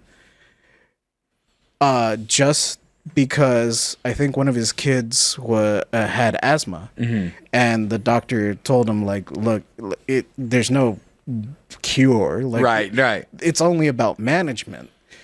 And if you want to manage it better, I suggest like moving over to somewhere where the weather's not as humid. Stop inhaling all the red gasoline fumes in New York City. So he picked up and moved to California, and he was like, hey, DC, Marvel, I'm mailing my shit in. Right. If you want to keep me on payroll, I'm here. I'm mailing my shit in. He also, and that's why JJ works from home, because he's like, I have asthma. Also, he was a pioneer. Right. Absolutely. Let me live my dream, damn it. Right. Fuck that noise. I'm not going back to work ever. Yeah, he just comes off as like a genuine, good-hearted, kind-hearted soul that also had like all these fucking ideas. Another like random tidbit fun fact: the movie Argo, based on a true event. There was an actual like CIA plot to extract hostages, where the cover story was, we're working on this Hollywood movie. Right. That was true. They also needed to fake a bunch of like production stuff and concept art to play out the thing. ruse. Yeah. You know who they hired to draw all that concept art? Seth MacFarlane, the motherfucking King Kirby, right? And also drew the actual concept art for the real life Argo. Well, first of all, I said Seth MacFarlane. I meant Todd McFarlane. Second of all, that didn't make sense either. But third of all, that's pretty fucking sick. Hold on, I wonder if you could find any of that. Can you? You can. I think it wasn't called Argo. It was called like something God. Fake movie of Argo. There you go. So there's like Galactus in there. Yeah. Another thing. He drew a lot of inspiration from indigenous artworks. Oh, clearly. So like right Central there. American stuff and indigenous stuff, he used that all in his artwork, and that's why there's a lot of like all these headdresses on a lot of his characters. And so what you're saying is Galactus is Hispanic, Mesoamerican. I mean, that's why I worship him. Oh, well, there you go. I mean, praise Galactus, praise all. Right. Galactus Mexican. So technically, in canon, Galactus is Mexican. I'm claiming him as such. Yeah. I see it now. Good job, Galactus. You are Mexican. I saw a TikTok the other day that was just like, I think it was like an Indian teenager. And she was just like, oh, you're Indian. You're Indian. You're also Indian, and it's just anyone with a slight tan. She was just like, hey, that was your method in the '90s with Burt Reynolds. Yeah, that's okay? why I was like, oh, things don't really change. mustache, thick mustache. There you go. Yeah, what's the difference between this guy and this guy? Color, and I mean the color purple. Which no, I don't actually. That is the difference, but not the movie. Your number 3 is what I'm saying is Galactus. It's not it's not Jack Kirby. It's Galactus. No, I mean, yeah, I don't think I'd finish my planet. Right. But I'd only take a few bites. He'd be pretty upset. He'd be like, why are you not eating some fruit off the planet? But like, yeah, I mean, if Galactus wants it, he can have your plate also. Well, how are we doing, guys? Do you need a break? Do we need a break? No, I'm good. Because we already did the ad. And we're clipping along. You want to keep going? I might need to sneak away. Well, let's go ahead and take a quick commercial break because I want to pee. Maybe if JJ's peeing, I'm peeing at the same time. We'll be right back after these commercial breaks. Sword fight, and we're back. Going off of. Oh, I had a thread and I lost it. There was a thread that JJ had right before the break about Jack Kirby and about fighting Nazis. Now it was about. Oh, that's right. It was about a guy doing his own goddamn thing. That was the thread from Jesse Ventura to Jack Kirby to this guy. My number 2. Now we're getting into the sauce. My number 2 is sports related. This is my first sports related. The rest are actually sports related. This man has passed away, and people wonder. Actually, they were making jokes about it while they were eating butt earlier. They said, "Sam, you're a Raiders fan. Aren't you into the black hole already?" And I'm like, boo, hiss to that joke. But I am a Raider fan. And 20 plus years of them sucking has not been a lot of fun. But it's because there's something deeper that goes beyond it. And that's not, and yeah, I'm not a part of the fucking Raiders. I understand that. A lot of people don't, they make jokes about people who are fans of sports and they're like, you're not a part of the fucking team. I know I'm not. I'm part of the fandom though, just like you are with all your nerd shit. So get cool and watch football, you dorks. Anyway. You say you as like... Anyway, you dorks with your nerd shit. How come there wasn't any Ken Street Fighters at Target? Marquez, no. And so with this one... I don't even know where that mushroom came from. Oh, my girlfriend got that from Five Below. She thought it was cute, and it's a light inside of it. It's really nice. But this guy is the reason why I still remain a fan. It's because it's a guy, like you said, JJ, that a guy who has like a mysticism behind him, even though he was a real guy. And the thing is that he was a real guy, and a lot of people lived through all the things that he did with the Raiders organization. But then you like get older, and then you start making the myths yourself. You start recounting the stories, and you start recounting kind of how he was, and then you watch the interviews, and you're like, man, this guy is really wanted greatness. He really craved it. You talked about a guy who knew what he was going to be the entire time. That was the thread. Right. Yeah. He, Stanley wanted to be Stanley, and Al Davis is my number 2. Wanted one thing. He wanted to create the finest organization in all of sports. A note after we had won our first Super Bowl: enjoy it now, because fame is fleeting. And she wrote again, enjoy it while you can. I mean, this is like 6 minutes. I'd watch fucking all of it right now, but Let's see if I can get. Here we go. Here's some of the interviews that I. Oh, not John Madden. John Madden. Here's the thing. John Madden's not inspirational. John Madden was a crazy guy who got injured early in his career, became a coach super young, and was just like an angry, crazy guy. He was like people talk about rebels. John Madden was a fucking rebel. They talk about he's the turducken boom guy. No, John Madden, and I quote, "Yeah, the Raiders are cheap. Yeah, the Raiders are cheap. What are you going to do about it?" That was John Madden. He was that guy. But Al Davis, he learned from that school. That interview where he's behind that black screen, it's like 2 hours. I've not watched all of it, but I'm pretty sure I've watched all of it cumulatively because of all the little like tidbits that he says, all this like sage wisdom that he has about the football. quotables, the little He's filled with them. And that was number one, what I call the vertical game. To do it on first down of any football game for that defense that you're playing. And for those of you who don't watch sports, you don't know what the fuck he's talking about. But essentially, his big thing was always, I'm going to do what I want, and I'm going to do it the way I want to. And I respect the fuck out of that level of thinking where he'll go anywhere, he will do anything. So he took this organization of the Raiders in 1960. They lost every game they ever fucking played. He takes over, I think, the second year, makes them a playoff team, and then builds the logo, or had input on the logo, had input on the colors, had input on the whole mystique of the Raiders organization. And so when you look at all the cool things that you think about the Raiders, despite them sucking, that's this guy. And then he went on to revolutionize the game in a way that made football a bunch of guys in leather helmets running at each other in the fucking snow to a guy throwing a ball 50 yards down the field to get the quick game fast. He wanted the vertical game. He wanted the fastest guys. He wanted the best coaches. He was a trailblazer when it came to hiring people of color. He hired the first black person in modern sport or modern NFL. Huh? Good night, Badgie. Good night, Badgie. He hired, he had the first Hispanic coach to win a Super Bowl. He had the first Hispanic quarterback to play in a Super Bowl and win a Super Bowl, Jim Plunkett. He literally didn't care about anything other than winning and creating an organization that stood the test of time. And that was something to be proud of. And 3 Super Bowls later, he just made his mark. And the thing is, when he talks about it, he just talks about the little facets of how you make greatness and how you build greatness. And a lot of it is not shying away from just the hard work it takes, but the idea is by building your standards, by building the way you're going to do it, you can make that vision happen by any means necessary. And you can get people to buy in. He said, one of the quotes he says, when you have great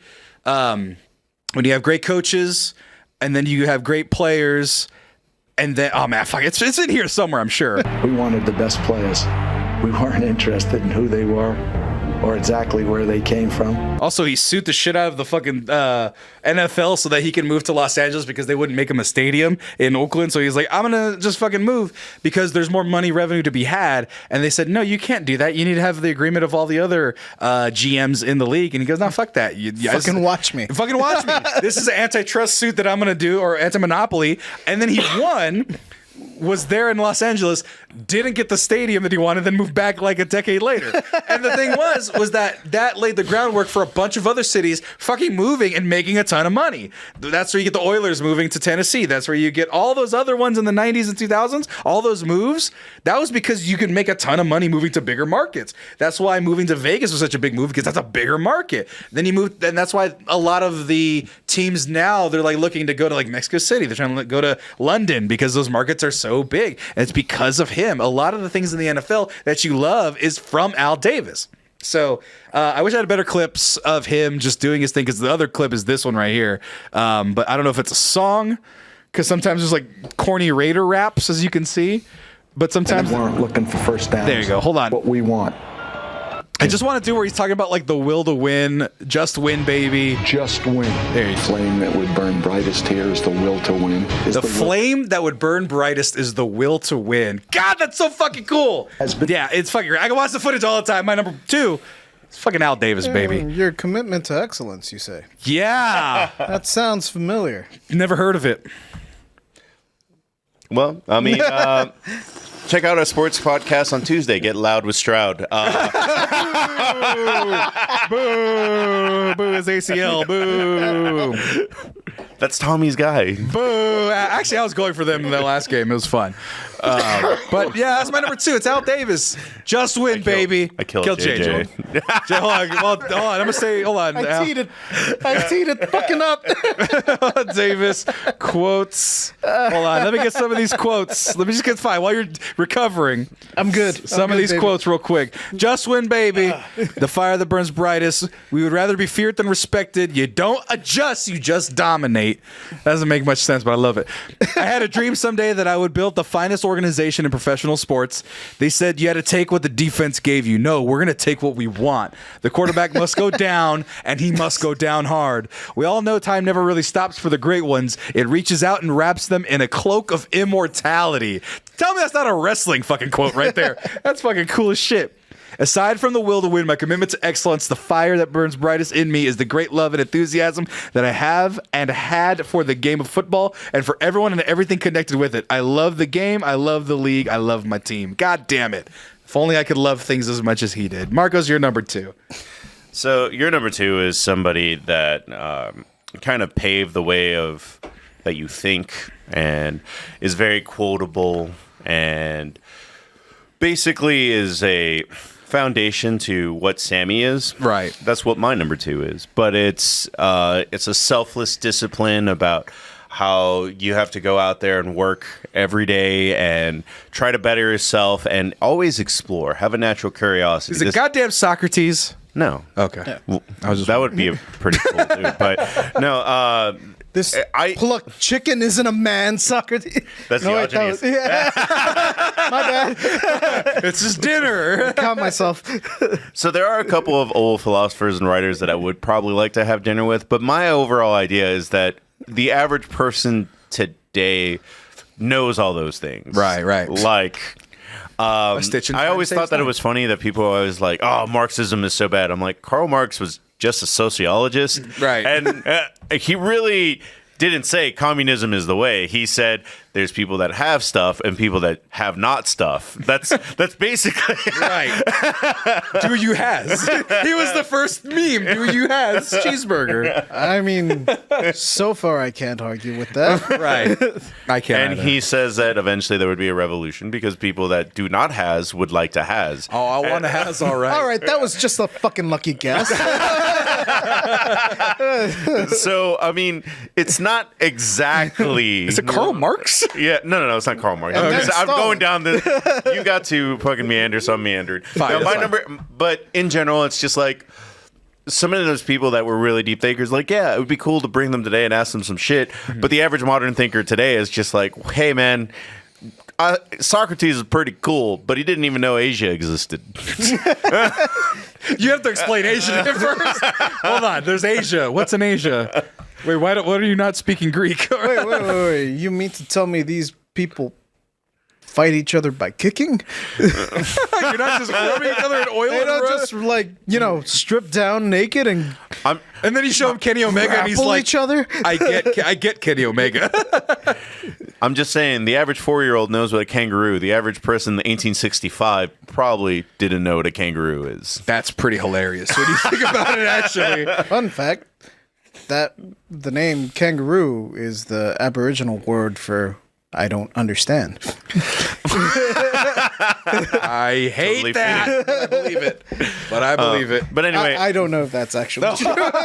enough pomp and circumstance because my number 2 would not be about it. And it's Henry Rollins. Henry fucking Rollins. Henry Rollins is so his whole philosophy of just like, dude, I'm nothing from nowhere. I'm just a person that likes to work hard and put my nose to the grindstone. And I will say yes to everything because I see it as a learning experience. So he said yes to being the lead singer of Black Flag. Because at that time, he first of all, his story is fucking interesting. He was just working in an ice cream shop. And because that was the sustainable job you could have when he you was were 18. Younger. That's what I'm saying. No, but like, do you know any ice cream? Have you ever known an ice cream shop worker? That seems more prevalent back then. First of all, in the 80s, like, I'm sure it was... That's what I'm saying, but it was a more prevalent job back then is what I'm saying. I want to know... Personally. I mean, I don't know anyone that worked at Dairy Queen, so that's basically what he did. He worked at Haagen-Dazs, I think. Right. I don't know anyone that works at Amy's. I don't know anybody... I've never met Amy. Or Soda Jerks. I don't know either Soda Jerks nor ice cream parlor guys. Well, no, like, Soda Jerks, you got to go to, like, the Midwest, where those pharmacies still exist. Fair, yeah. Marcus, gotta make Coke the old-fashioned way. Yeah, because I've seen Coke made the old-fashioned way. Spoon and Fizz. But that's actually the name of my new pharmaceutical restaurant. Spoon and Fizz. Spoon and Fizz. It's not a bad name. It's not a bad name. I would eat there. But Henry Rollins, so he was working at that ice cream store. They offer him a shot. It's like, hey, man, because he lived in Washington, D.C., and he's like, you're going to have to move up north, and there's no chance that there's no guarantee we're going to make it. Right. Just shoot your shot. And he did. He, I think, released 2 or 3 albums, and then after that, he said, I'm done. And I kind of respect a musician instead of just...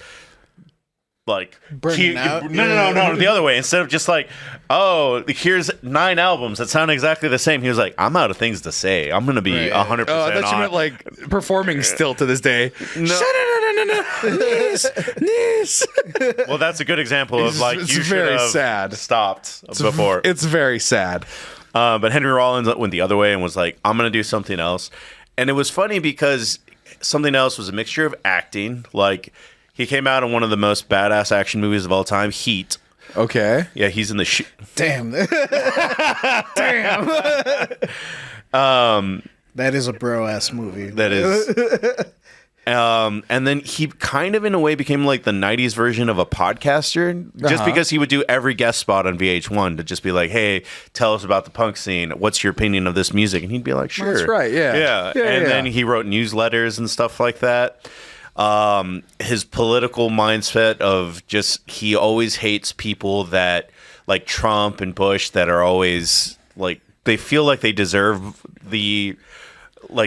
respect instead of earning respect, kind of thing. Yeah. And there's just so many stories that he have that I'm just kind of like, all right, I relate to that a lot. Like, he has a famous thing that I've heard a lot at the gym when it comes to videos that you were talking about, and one of them is the iron. And that's just it's the story of how he got into bodybuilding. Right. It's just like I was walking around. There was a Navy veteran teacher that fought in Vietnam, and he just grabbed me one day and he was like, "Hey, you're a skinny little F word." Right. And you're going to stop being a skinny little F word because I'm going to train you how to be better. Right. And he was very honest in the story where he's just like, he gave me some workouts and said, this is what you're going to do, but you're not allowed to look at yourself in the mirror until you complete this workout. And when you can complete it, when I punch you in the chest and you're still standing. Okay. Why don't I have a guy do this to me at HEB? I mean, I could do that. Don't punch me in the chest. But would you rather I do that? No, you get to slap me in the face. But he goes on and tells this story about like it was the first time because I was 13, 14 that I became attuned that I can do something. Like as you work out, he's just like, dude, I'm just a 14-year-old kid, but every week it's like I get a little stronger. Mm-hmm. I can put a 5, I can put a 10. Like I'm getting a little bit stronger. And eventually he gets punched by the teacher and he's still standing. He's like, I actually kind of laughed about it. And he's like, now you can look at yourself in the mirror. And he's like, I wasn't exactly like, I didn't have a 6-pack, mm-hmm. but I had a physique. I did that. I worked hard enough to get that. And that mindset went into music, went into all this other stuff. And he still has this attitude that's like, I just say yes to shit. Mm-hmm. Like, do you want to act in this horror movie? Like, have you ever done it before? No. Right. But I'll do it. Right. It's kind of the mindset I have sometimes. Nobody asked me to do shit. So. I mean, I left to my own devices, I will stay at home. I am perfectly fine. Just like, all right, I'm going to turn on the PlayStation. I guess I'll play, I don't know, Fortnite. Right. Metal Gear Solid 3 for the 50th time. Like, whatever. Like, I have shit that I can do to entertain myself. Mm-hmm. Especially with the internet. Right. But the instant, someone's like, "Hey, you want to go do this?" Sure. Sure. I just want someone to put me in a movie. Put me in a film. John Favreau, put me in a film. Paco hates it when I say sure, but I'm like, dude, that's me agreeing. Right. Like, it's not a resounding yes, but I'll do it. I'll fucking go. I mean, I works. also just like that Henry Rollins has always been this curious person that he's like, you got to put miles on your back. I think he was the one that said that philosophy without mileage is like masturbation compared to sex. Like, you need to get out there and test whatever you believe in, kind of thing. Back to JJ's point. He would just sit there and masturbate all the time. All he wants. But Hey, stop reading my diary. Hey, stop leaving it here for me to read. He's the only like non-newscaster person I've ever heard of that's been to North Korea. Dennis Rodman's been to North Korea. Oh, I guess that's the only other non. Woo! But Dennis Rodman was shown nice North Korea. Like, he went on and hung out with the dictator. Yeah. Henry Rollins pretended to be a tourist and just saw like the actual. Can I ask a stupid question? Yeah. Go for Is it. he related to Seth Rollins? No. Okay, just wondering. The wrestler? Yes. I was wondering. I told you it was a stupid question. Tyler Black. Okay. Just wondering. I don't know how many actually Rollins don't know what his real name is. That's I know fair. Tyler Black is the first name he wrestled under, or like got big under. Gotcha. I don't think Henry Rollins has anything famous in his. Just wondering. That's the all. only weird famous story like that I know from the East Coast is Gerard Way is cousins with Joe Rogan. Right. I didn't know that for some reason, against my will. But that's your number 2. Yeah.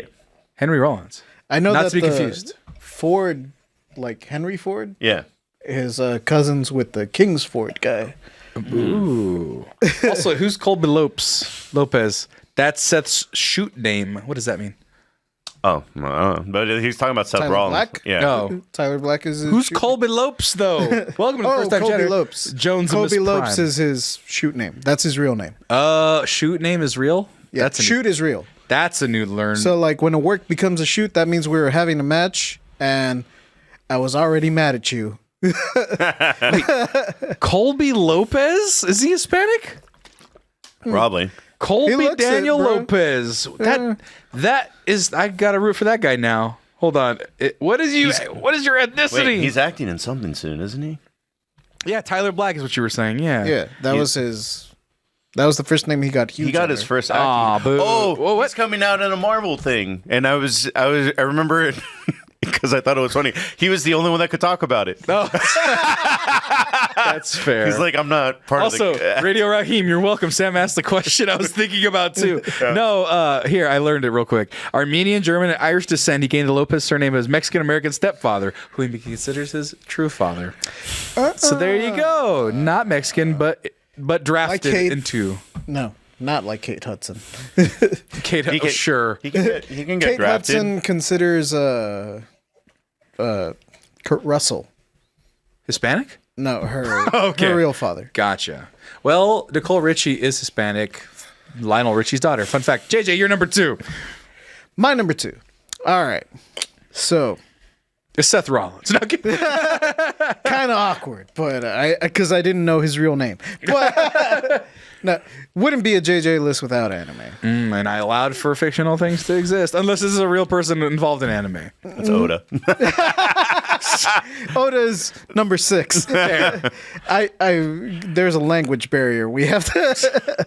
That was also what stopped me from putting a lot of people in the past from this thing. I was gonna put Joan of Arc as a joke because, like, I can say like, "Mon français est comme se dit mid."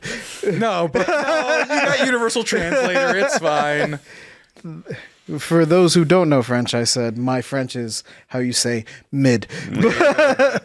Learn something new every day. But no, my actual pick for number 2, he told me to eat well, rest well. He was the sensei that I looked up to, mostly because he also liked looking at naked ladies. Muten Roshi. Oh my God, I know who this guy is. Hell yeah, He's man. a sex pervert. That's all I know him as. They're surprisingly common in Japan. And also a good guy to hang out with. I was about to say, we literally started this podcast talking about why eating ass is standard. And Master Roshi is the one that eats, given the opportunity. I'm sure. All the ass. Nothing is forbidden. You know how much training and grueling, like, work that he had to go through. Man, like, Master Roshi was that first, like, true sage that I, like, was smart enough to realize was a true sage. Really?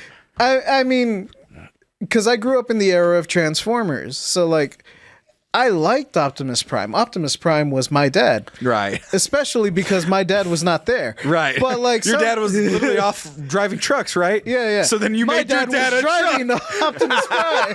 So JJ, I think you might need to go to therapy for that one real quick. It's fine. It's fine. Look, I connected those dots. It's There fine.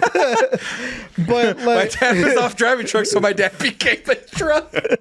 That's heinous and hilarious. look, alls I know is when my dad left, he became Optimus Prime, and that meant that, like, I understand, Father, there is something more important than me, bigger than me, even. You have to fight off the Decepticons. Right. Understandable. Right. It was also really weird that your dad would come home and be like, "Eat," just make the noise with his mouth because he knew you like.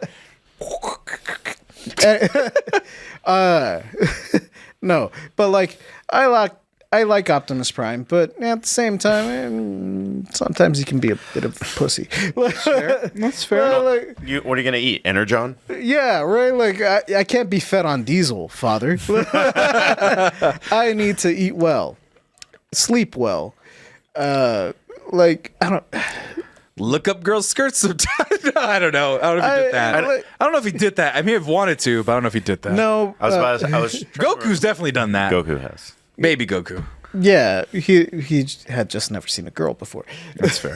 He didn't know they existed. But like, there's a lovable, like, I will 100% admit that, yeah, a lot of these characters, Master Roshi and Energon base frijoles. it'd probably be picadillo, but yeah. A lot of the, characters of this ilk, where it's like the older dude that's just a pervert that like likes to look up young girls' skirts, blah blah blah. They're problematic and they're very common, unfortunately, especially in older anime. Right. But there was still like an era of dignity to like Master Roshi. It wasn't like super prevalent. Right. But there was a moment where like Goku is going through like his hardest training. It was in Korin's Tower. Mm-hmm. Where Goku is going through like the hardest training he's ever endured. And at this point, he's gone through what Roshi put him through. He's fought like all these enemies. He, I think, genocided the entire Red Ribbon Army at that point. Jesus Christ. I don't think he did that yet. Because isn't no, it was Tao Pai Pai he was fighting you. Yeah. Yeah. So not quite at that point, but like pretty much. And Goku was almost at the point of giving up, and Korin tells him like, why? Like, there was one guy who did this. Mm-hmm. And you're like, who could have possibly endured this? If Goku's giving up, like, who could it have been? Right. And you find out it's Roshi. Mm-hmm. Roshi went through the hell that Korin puts Goku through and overcame. Right. And got like the magical power up. And Goku like is not in disbelief, but he's like, really? Mm-hmm. I, as an audience member, am in disbelief because Roshi is like this goofy cornball. Right. That like he can't possibly do anything extraneous. Look at him. He's an old fucking man. Right. And that's the moment that you see buff Roshi, where it's like raining. It's pouring rain. It's a fucking hurricane that's hitting his island. Mm-hmm. And he just goes out somberly into the rain, stands on his beach, goes to like super buff form, right, and unleashes like his full power Kamehameha to undo the hurricanes and move it away from himself. Right. But it's like, yeah, despite like his gruff perviness outward demeanor, there is a wholesome sage core. There is wisdom to be found even in the most stupid of places. Right. For There's a lack guy of who better did the term. work, who's Yeah. lived the life, who's done it before. You know? He killed Demon King Piccolo. Oh my god! I need to go back and watch some of this because I don't remember anything. Original Dragon Ball fucks. Oh yeah, no, I watched when it was on Toonami for a little bit, but I never finished it like I It did was Z. never on Toonami very long. Right. They moved straight to Z. So Right. You did. Yeah. You would. Well, no, they went to Z and then to my understanding, they went back to Dragon Ball. Yeah, but afterwards, I don't think they went very far. Like Yeah. the only reason we saw Dragon Ball was it was in Spanish. It was in Spanish. Yeah. Well, there, you guys got me to watch anime. I want to see Master Roshi young and do cool things. I know he got buff, but that was unexplained in Z. He just did it. I was like, oh, he could do that. Neat. Yeah, he's always fighting at like only 5%. he never goes. Is he stronger than Krillin? No. Because Krillin's strong as human, right? Technically, yes. Who would win in a fight, Krillin or Master Roshi? Master Roshi would take him. Marcos? I mean, power scaling in Dragon Ball is really bad. Right, but like, who do you think? I think Master Roshi would take him just because he's more forward thinking. Technically, if you want like someone that's humanish, that most of what people would agree on, it's the android. Didn't count. It's a robot. It's a goddamn robot. The androids. It's a goddamn are robot. Like the strongest. But they're fleshy bits. That's why. No, but they're mostly robots. They don't got, they got But fleshy bits. In terms of yeah. like fully fleshy bit, who beats all these born guys? of woman. Well, the androids of are born of women, and one of them gave birth. That is true. That's anime logic. No cyborg parts. One guy, I think, does trounces these guys. Tien. Is Tien? I thought he was alien, or he just has a third eye. He retconned it because he forgot Tien existed. Wait, so is Tien a human or an alien? What was he first? I should say. He was human first. They ignored Tien. But then he was like, he claimed Krillin was the strongest human. So- and someone was like, Tien. excuse me, teacher. So Dragon Ball has this writing problem where that a lot of Toriyama animes forgets have. a lot. Well, not that part, but it's just like bad guy becomes friends. Yeah, And so Tien is very forgotten in a sense that now Goku is friends with Hit, who's like in the new. Yeah. So Vegeta is kind of forgotten. Like he does come back, but Right. Piccolo is forgotten. Like there's just He layers. did a whole ass movie with Gohan. Recently, He's orange now. I know he's orange now because I see the toys of him being orange. I'm like, why is Piccolo orange? And it's like, oh, he's Super Saiyan 2. I'm like, oh, okay. What's the name of not Piccolo? Pecan. Like that's another Pycon? Pycon. He was filler. He does not count. He still exists, and I'm just like, Oh, that weirdo. Yeah, Yeah. Goku fights these guys. They become friends, and then they job to the next bad guy. That's just all they exist. Like, I mean, that's how I made all my friends. You're number 2, Master Roshi. Yes. Which brings me to my number 1, which those 3 beers I chugged, I'm already buzzing a little bit.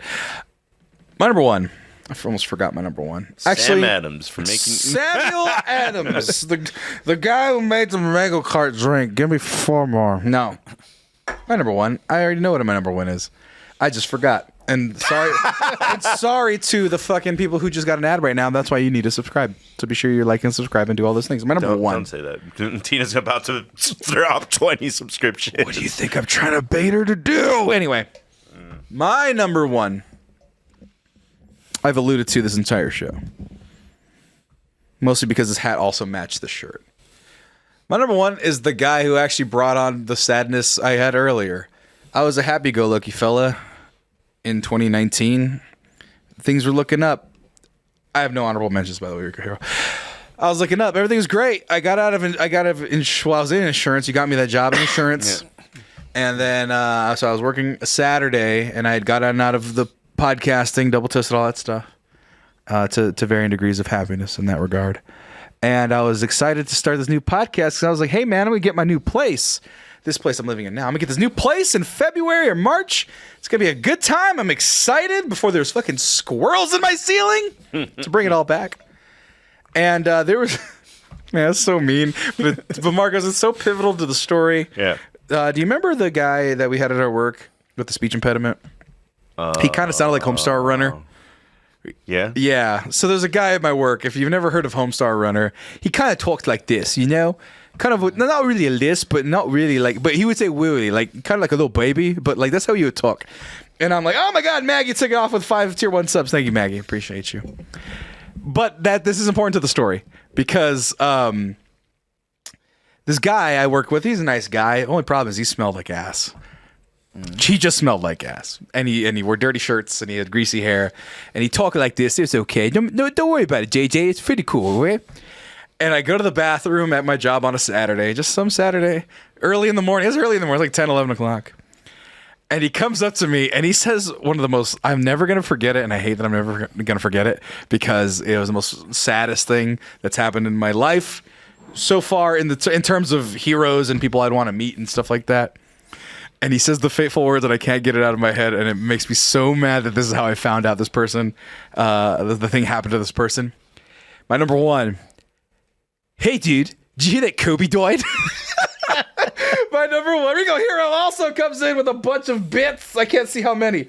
5 tier 1 subs. Thank you so much. But hey, he says, do you hear that Kobe died? And I go, dude, don't play with me like that. Don't you fucking play. No, dude, he totally died. It's like, I'm like, God damn it. Why do you sound like Jimmy from South Park? Fuck. And he's like, no. He's like, I'm serious. Look at TMZ. And I'm like, no. I look, and fucking Kobe Bryant died in a helicopter crash.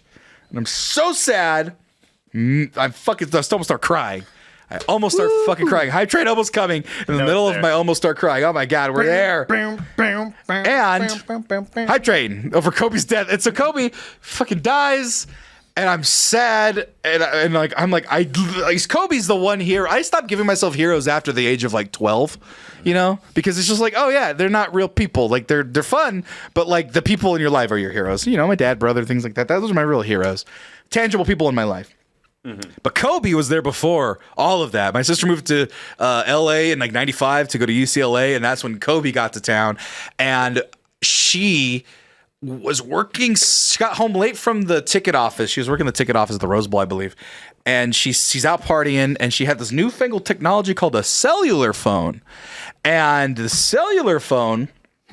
what technology do these? It was a silver beacon of hope that you could open, and she sees the beacon is lit, and she sees one night one young Kobe Bryant. And now, by the way, Kobe Bryant mania has already happened. He did his rookie year, I believe his second year is 96, 97 maybe, and no, it's much later because I'm at my new house. So this is 2000. He might have just won a championship, or very close, or might have done so. And it's a parent-teacher conference the same night on the other side of the world in Fresno. And I'm at the parent-teacher conference, and my brother is home, and he's a room body. He's a teenager himself, so he's angsting in his room. And the phone rings. My sister apparently sees Kobe Bryant on the street, and he's got his security guards, and he's pushing everybody away. And she goes, "Oh my God, it's Kobe Bryant. My little brother loves Kobe Bryant." She calls the house, and the phone rings, and it's ringing. And then she goes, huh. She puts the phone in Kobe's face. Security guard slaps it out of her hand, and she kind of brushes it off. She goes, "It's for my little brother." And it was just true. I'm her little brother. And Kobe grabs the phone, and I have the tape in my possession. But he says something along the lines, "Hey, everybody, hey, this is Kobe Bryant, and your sister's here, and she wanted you say you're a fan, so thank you, and God bless, and hope you have a great rest of your night."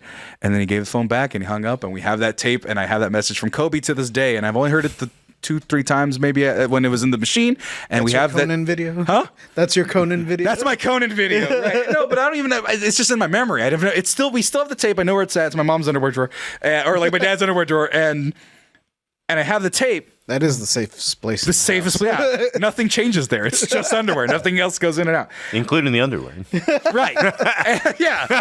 And so, and from that moment on, I was already a fan of Kobe, but it was just like, that is so fucking cool. I love this. And I watched his career with great interest. He wins the three championships back to back to back, and then some others as well. And then he retires, and then Kobe died. And then I'm sad because then a month later, COVID-19 happens, and I move into this place, and I'm by myself, and COVID happens, and the world ends. And at that point, Kobe dying was already my world ending, and then the real world ended. And so it was like the beacon of like life. It's honestly, my life is kind of split. Sounds silly, of life before Kobe, life after Kobe. And then I'm going to put this evil out there because it's in my head and I need to get it out. Some fucking, and I use this word rarely, but for people, and especially if there's a woman, but this bitch fucking put up the autopsy photo of him, or the sketch. So like I saw how he got torn to bits essentially. So I have that in my head forever. And I just wonder what he would say now. You know, because Kobe Bryant was not only just the most voracious competitor, because, you know, they talk about greats, you know, some people don't put him in the top 5. Tommy, I don't know if puts him in the top 10 because Tommy's a hater. But, you know, they say LeBron. He doesn't hate Kobe. He hates LeBron. Right. But LeBron Jordan, you hear that all the time. But nobody questions Kobe's just tenacity, his will to win. Talk about will to win, his just wanting to be the best. And I aspire to that, and I want to learn. I wanted to learn more about that. And there's interviews about the Mamba mentality and all that stuff, but to really experience it, just to be in the presence of greatness. I never had a chance to meet him, even though he did a fucking summer camp in Santa Barbara. I could have tried to go meet him if I thought I could, or I could never even fathom that he'd die. He was a god to me, right? At least I don't think he does camps for adults, does he? No, but you can go outside as a college kid and go say hi on his way out. And try to meet on the way out, right? Like you could have, people could have taken pictures of him, but people did his camp. Some of my friends did the camp as you know, for kids, right? I am 12. What is this? No, they were the coaches for the little kids.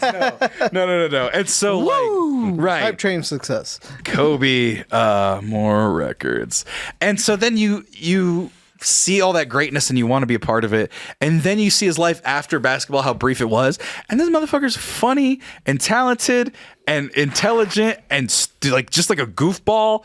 And yeah, he had his things, you know, his infidelity and accusations and stuff like that. That stuff gets glossed over when you're a little kid because you don't know. And if I was as rich as Kobe, I wouldn't be loyal. Well, the idea being like you don't realize as a kid. That wasn't his. No, it was assault, brother. Alleged assault. Oh, yeah, bro, you can pay for it. Well, that's no one tell him. Right. Well, that's beyond the point. Ain't no shame in that game, bro. Too young to understand. I think your nephew's in the chat, isn't that Candid Duality? No, that's not him. Yeah, but the idea is like, yeah. You need to warn me. Right. But yeah, it was just so sad. And I just want to have dinner with them. And I want to understand this commercial, because this commercial, even though it has a fucking asshole that I don't like anymore, it still cracks me up. George Lopez. No. How much more do you want from me? More. How much more successful do you want me to be? More successful. How many records can my records break? More records. But I'm the best. But are you a different animal and the same beast? What the does that mean, Kobe Bryant? You're welcome. What is he talking about? Just shit like that. I don't know. That commercial cracks me up every time. I've never seen it before. Oh yeah, it's for his brand, I believe. I don't even know, but just the last two are just a greatness in my head, like how you develop greatness, how you create it, how you build it, and I would just want to learn what that's like. And yeah, I'm sad about it right now. I resadded myself thinking about Kobe Bryant not being in this world. And don't worry, mine's stupid. It's fine. Well, it's good. It's good. But yeah, my number one, man, I would love to have dinner with Kobe Bryant. And I looked up his favorite meal, and his favorite meal is really disgusting sounding, but I'd try it. Frog legs dipped in honey garlic sauce. Is he from Louisiana? No, he's from everywhere. He lived in France for a while. Oh, he lived in France. That might be it. Yeah, he lived in France for a while. Yeah, his parents were international. Smart dude. Man, I miss Kobe. Kobe, the world's not the same without you. It sucks. Marcos, you're number one. Heptile meat is higher in protein than like anything. And he probably knew that. Marcos, you're number one.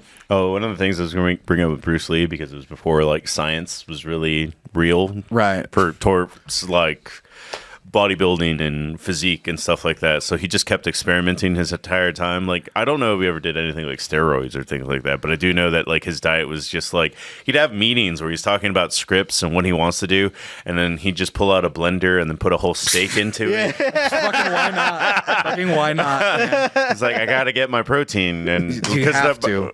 At that point. There's not enough time in the day. Brandon Routh, like, he doesn't get a lot of credit for being Superman and being a decent Superman. But one of the stories that I love about him was when he was filming Scott Pilgrim, which was like, honestly, like, let's look at his screen time on there. What, 3 days? Maybe, yeah. Like, he was on set for 3 days, and he had to eat a whole ass like rotisserie chicken from Costco, Oh my like God. every day Yeah. for lunch, because he was like, I might get called back to be Superman. I saw a TikTok just yesterday, and it was like, we live in such a bro cave, and it was just like, look at my bros, and it was 3 dudes sitting at like a regular lunch table, and each one of them had a rotisserie chicken. And I was like, this is what we aspire the testosterone to be. Did you say the testosterone? Testosterone. Testosterone. Yeah, that's what it's called now. It's Oh, not your the guys' Mojo, house? Yeah, it's not the Mojo Jojo Casa house. Shut up, Siri. Wait, did I Google certain testosterone? It's just our address. I've never even been to your house before. How did you get it tagged on Google Maps? It's a Pokestop. It actually is. JJ's dying. You're number one, Marcos. Unfortunately, he was already breaking Vegas law. I'm willing to see everything about what Henry Rollins said and his ethics and the way that you're supposed to live your life. And then I see this other person that took all those ethics and just took it just a little bit farther. Like, because Henry Rollins is more of an artist. This person was less of an artist and more about, like, I'm going to create things and make a difference. So said he would go to college and get a degree, went to college and got a degree, said he was going to be a master bodybuilder, became a master bodybuilder, said he was going to come to America and become a big movie star, became a big movie star, I know this said he was going to too. marry a Kennedy, married a Kennedy, said he was going to become governor of California, became governor of California, and he's only started to slow down in the last 2 or 3 years. It's Gavin Newsom. And he's not really slowing down. He's just kind of like not working as hard because he's like 68. Right. He just has his goats. He just has his goats in his farm. And he's like doing interviews on Zoom, and he's like, "Oh, here's my goat, my pet donkey." Right. He's all happy. He was on Conan talking about That's what it was. Yeah. And now he's like, I'm gonna die soon, like probably in his brain, which is with his genetics will probably live another 20 years. But he's like, I'm gonna die soon, so we really need to focus on this climate change thing, guys, and that's his biggest advocating thing right now. Yep, Arnold Schwarzenegger. It's Arnold Schwarzenegger. Because there's a curfew now. Because they're COVID. Not allowed, especially someone that is like 72 years old. After you're 65, you're not allowed at the house anymore in California, so we stay home and we eat here. Right? That's all Marcos wants, is to have some horses, mini horses or donkeys. He's still wearing a fucking Terminator shirt. So he's only not on my list because I had a feeling he was going to be on it. That's fair. He might be like, he's super chill now, but there's definitely a point 30 years ago where he would have been like, you're my Jon Favreau, where I'm like, there's no way he would want to talk to me. Kind of thing. Right. No, but he's so nice, he would want to talk to you. He'd be like, "Oh, you lift as well. You're doing so well." Shit, sorry. He would have bet you some champagne. Also, like, totally gonna get back into cigars when I hit Stallone age. Oh yeah, Oh, when, yeah. when cancer can't catch you. Yeah. When you die faster than the cancer. Yeah. Welcome, Reggie Fairfield, your first time chatter. Anthony Bourdain, Dan Aykroyd for UFO Talks, and Joey Diaz. Joey Diaz, I thought might have been on your list too. Joey Diaz? No, could be. Honorable mention now. He'd probably be on Paco's list. That's fair. Paco has, like, he's told me, like, all right, there's a handful of guys I want to get drunk with just because I think it'd be a fun story. Mm-hmm. Just because I think I'd wake up in a park bench, like, half naked with a Post-it note, like, hey, bro, I had a fun time. Well, when you talk about being cut from like the same cloth, like I do feel like a little bit. Oh, yeah. Vaughn, a little Henry Rollins. I'm like, Paco is 100% from the Joey Diaz cloth. All right, cocksucker. Man, I got to work really hard to get to the cloths I'm in. Gandalf, Kobe, Al Davis. I can't tell you how many times I've gone to Paco, like, look, Paco, I got this problem. Tell me what you got, cocksucker. It's just like smoking a cigarette. Right. When'd you start smoking? Don't worry about it. Tell me what your problem is. Oh, he actually used to smoke all the time when he was bartending. He's bartending again. Well, this makes a lot of sense for you, though, Marcos. I mean, yeah, he did all of those things you mentioned. Do you want to be governor of California? Be governor of Texas. Fuck it. Well, when it comes to things that he did, that there was little, because his degree was in psychology, Mm-hmm. so there was little things that he did that were always kind of like playing on top of just being really skilled. Just playing, his brain was also a very sharp weapon. Right. Like some of the Mr. Olympias that he won, it's just like he would study people a little bit and be like, this guy is like. Is very sensitive about his calves or something, right? And then he'd be like, "Oh man, like your legs look a little small here today." Right. Like just trying to say something like poking them so they're less confident, Get them off their game. Yeah. And then I remember like one of the things that I always heard about, like when he first moved to America, like he wasn't anything, Right. He was just doing handyman type stuff, right? Yeah. Like he used to be a bricklayer, Right. And he was like, "Oh, I'm gonna say like it." I forgot how he advertised it. He was like artisanal something bricklaying made with Eastern European technology, and it's just like Him. yeah. He is the Eastern European Cocainum. Jesus Christ, man. What's the secret behind your strong bricks? Cocainum. And then when he pumps, it feels like he's coming all the time. Every time I pump, I come. I've actually never watched that documentary, but I did watch the E movie based on him. Sure. Who plays Arnold Schwarzenegger? I don't. The same guy that played Roland Kickinger, Roland Kickinger, I think is the actor's name. He was on Son of the Beach. Sure. Hold on. What was the name of the? You said it was. Oh my God! It's this guy. Is this it? Well, it's one of the biopics he has. I don't know if it was the one you were talking about. No, that's not the one I saw. I saw a very cheap like A&E movie. Oh, okay. But I just remember that The Lifetime movie. that's basically what it was. But I just remember him like having They got a guy my size. Like, They did Lord of the Rings. They did Lord of the Rings. The depth perception. It's after he's not governor of California, but they have like the story so they could get a guy my size. He's shrinking. Probably. So they do the story of him running for governor, and then it's just like, all right, we're going to do a test for the debate. And I forgot who the Democrat was, but apparently it was a woman. Oh, I only remember that because he made a very... like Mary Carey? Like it was a... Oh, that was... She was one of the many, I believe. Yeah. Well, he ran on a recall. Like, that's when he first got elected, because Californians love recalling the governors once in a while. So it's our national pastime. Like the French. But I just remember, like, all right, we're going to do practice for the debate. And he says this really misogynistic joke, but it was just him joking, like, literally. And he was like, no, dude, I'm not going to say that. It was just, but it was just, he was running against a woman. It's like, what would you say about blah, blah, blah at immigration? I'd be like, why are you out of the kitchen? Like, he just said something like that. Jesus Christ. And he was like, I'm just getting it. I'm just wanting everyone to chill out on the fucking floor kind of thing. But I always just thought it was... I mean, he's still a white guy from the 60s. Oh, I get it. I get it. I was in California when that His happened. dad is a Nazi. This is progress. He's getting there. He's getting there. He might have gotten there. Yeah, man. Now he's chilling on a ranch with Look, donkeys. bro, I'm grading it on a curve. When your dad's a Nazi. You figure things out. Yeah. Well, that's your number one, Arnold Schwarzenegger. JJ, bring us home. What's your number one? My number one. All right, it's not actually dumb. I'm sorry if I disappointed anyone in the audience expecting something stupid. It's Cat Williams. You can see Cat Williams tomorrow, by the way. I know, it's $400. Well, no, yeah, I saw the Cat Williams ticket, Cedar Park, and I go, what's the cheapest ticket? $400. Yeah. No, the front row's $1,062. Not worth it. Not worth it, no. I'll just hire an 8th grader to fight him.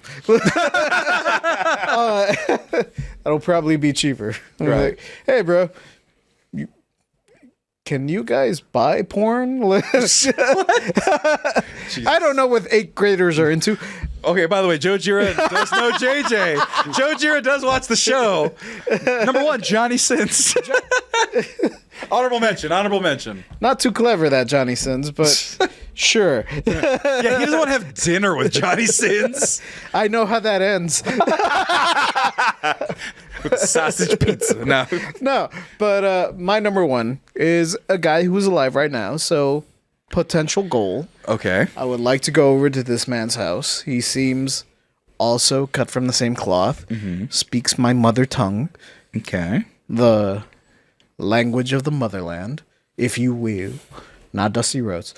Oh, he's a Spaniard? No. This is Antonio Banderas? No, I don't know if he's Spanish. Anyway, continue. He is. He is, yeah, but also no. Not my number 1. I grew up watching whatever was on Canal 5, Canal 3. A lot of the times, that was horror movies. Hammer Dracula, Frankenstein. Hammer Dracula. And sometimes it was El Santo versus Frankenstein. Okay. Yes. But this dude is out there just making his art, doing things his own way, won an Oscar for it, and is bringing the voice of the people out there. Guillermo del Toro. Oh my God. I number want 1. to have dinner, lunch. I want to sleep in his basement. I want to be one of his creatures. I want to be the weird thing that like lives in his bathtub. Like, oh, he's great, man. That's a great number 1.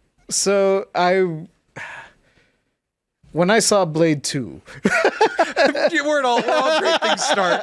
We're all great things start. To be fair, like Blade 2 is super underrated.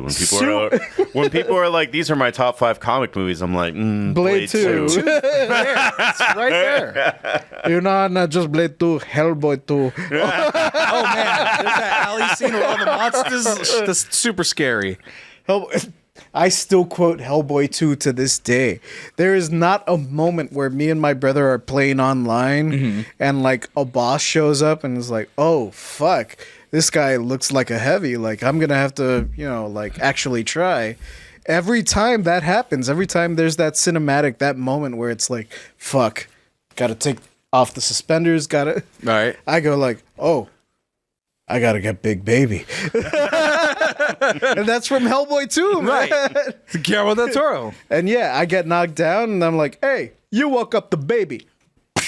There you go. RPG. Like, nah, but there's so me being bilingual, this won't translate to anyone who doesn't speak Spanish. That's fine. But there's a lot of videos of him just like going to colleges. Right. I've seen some of those. Yeah. In Mexico City and smaller like villages in Mexico, and he stopped making movies for a little bit after he won an Oscar for Shape of Water, and he's like, now time to give back to the community. Yeah, exactly. And it's just like people will ask him like, how do I achieve greatness? Like, how do I become you? How do I get my voice out there? And he gives like the most sage advice, and he's like, hazlo, cabrón. Just do it right. It's the most sage advice in the most Mexican way. Like, hazlo, cabrón. Tienes tiempo. Right. Tienes todo lo que necesitas. Right. Ahí está. La tecnología te alcanzó.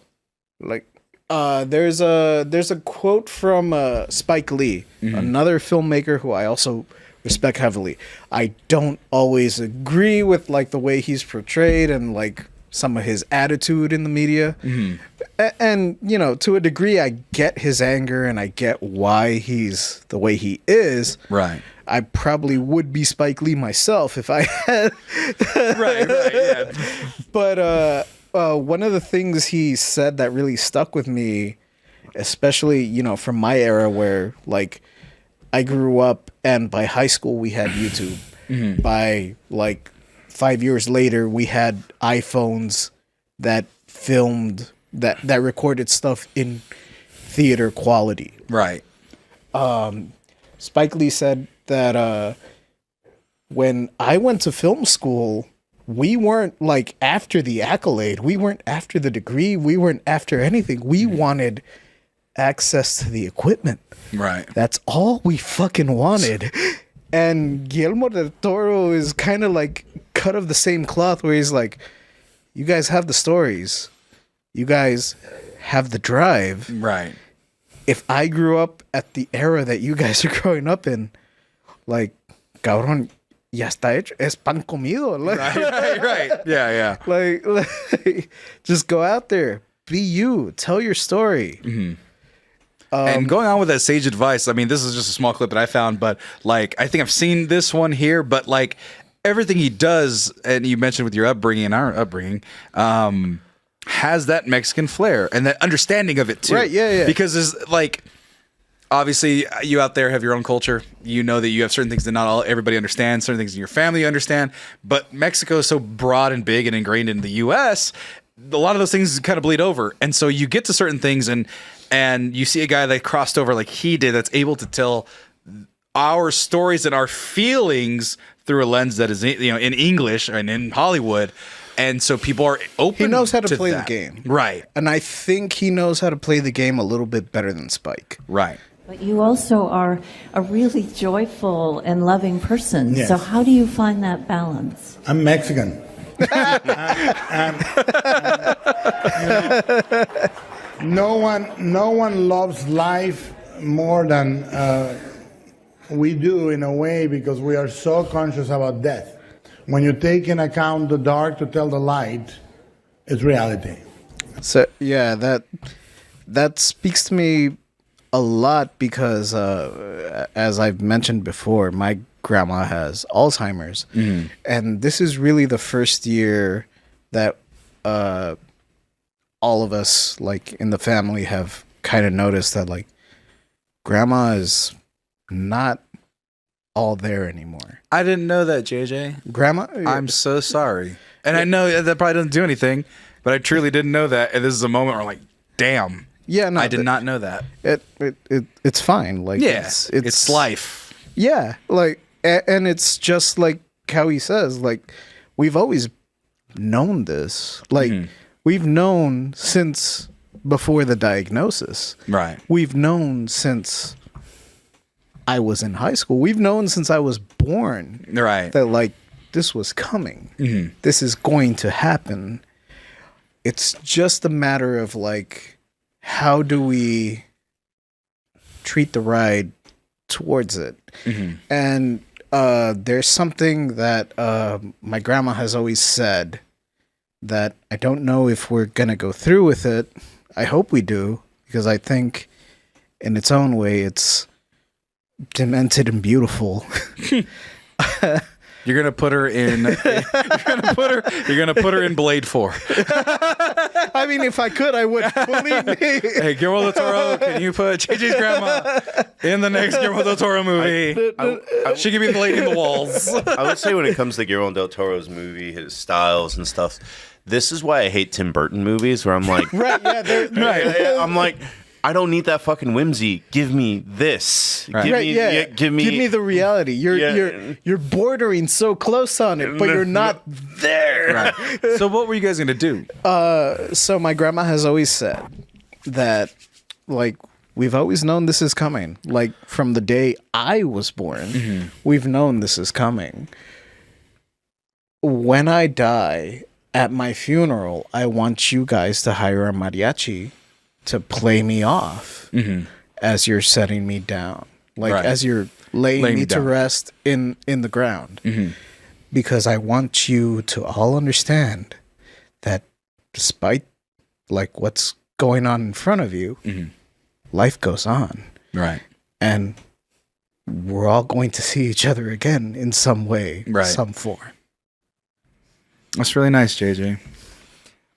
Your number one should have been Cat Williams. Now here's another thing. JJ's mother grandmother's in the grave. I will and say, I don't appreciate that. I want to shine light on Tina's comment, especially since she gave us so much money. So the only reason that Joji's not on my list is because Joji it's an age difference kind of thing. Like he took off like when I was in college kind of thing. I grew up watching Smosh. I'm surprised Smosh is still around. Right. Yeah. But when it came to Joji, I've seen his stuff in the rearview mirror because I have a couple of friends that are a little bit younger, around Tina's age, which 5 years, not a big difference, but it is a big difference on what it's the difference between growing up watching Dora and growing up watching Barney. Right. Like, right. It's not much. Yeah. And so when they talk about Joji, I'm like, God damn, that dude is talented, and I'm not super aware, but like he's very self-deprecating. And it's like I'm the pink guy, and it is legitimately hilarious. And then when he turns it around and writes one of the most gut-wrenching love songs that I've ever heard in my life, I was like, damn, like I wish I knew more about this guy. But, I mean, I do try to dig into it, but I am impressed by that pick, Tina. Well, and if you make us more popular, we can do it. Maggie, I'll just say this. There's a reason I learned how to play guitar. So your number one should have been Cat Williams. I'm tired of all this mariachi crying shit going on here. I'm sorry, I had to do it because I will cry again. But it's okay to cry. And that's how I'm going to end this podcast because mostly because one, fucking heartwarming, and I can't just let the mood sit. Like I'm not Theo Von. I can't just sit in my tears. Theo Von goes on for 15 more minutes after Sean cries. Well, that's fair. But we've already done 3 hours, and I said we need to do shorter shows, and then I do a 3-hour show. When I went 4 hours, I was depressed too. I had a sad, hard week, and then it was just kind of like. Just being with the buds sometimes, and then the audience helps a lot. So the audience does help a lot. Thank you, audience. Look at I'm gonna scroll through everybody, so everybody's name gets flashed there for a little bit. But don't worry about me, guys. I'll be all right. I always am. Always figure out a way. So if you saw the intro, which I'm definitely splitting into two. We're definitely splitting this pre-show and then podcast. I was gonna ask. Maybe there's a little bit of insider baseball, but like. If we are just naturally going to 3 hours, wouldn't it be better to make a natural stopping point in most of our podcasts and just... Like Patreon it or what? No, like the sports podcast. You could release half of it on Wednesday and the other half on Friday. No, that stuff's too relevant. This we could do anyway, but no, what we'll do is we'll do right now, we'll do the pre-show. Sorry, Key. We'll do the pre-show separately. And you'll have already seen this by now. It's already done for you. And then we'll do the second part, the actual show as its own thing, because that'll be probably 2 hours in its own right. That's the way time works. But thank you for your support, everybody. I saw some people in my messages already on the break giving me Goku Spirit Bomb powers. And I absorb that power and try to make it for good. But really, more important than anything, you need to give me the power to kill that fucking squirrel. If I don't have the power to kill that fucking squirrel, none of this matters, and I'm going to have no internet. The power doesn't come from, like, people. It comes from peanut butter. I was gonna say I'm gonna poison some peanut butter. It comes from Academy Sports and Outdoors. So, buy a hammer like that guy. Just have the hammer right behind and just like. Actually, like those cartoon like Tom and Jerry traps. Right.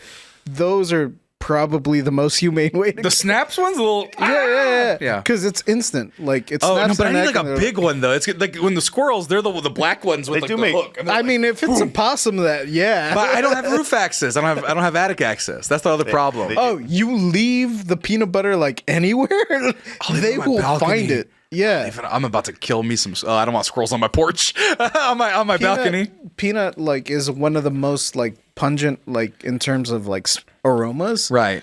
Or potent. Potent is what I mean. Rico here sending you a hammer and peanut butter. Potent, yeah. If you have any type of rodent problem, even if it's rats or mice, peanut butter, and one of them snapback done. A question for the chat: should I poison some peanut butter? Let me know in the comment section down below. Also, hammer and peanut butter is also my dessert portion of my pharmaceutical spoon and fizz. So, thank you so much for joining us, Marcos. Thank you more than I could say on air.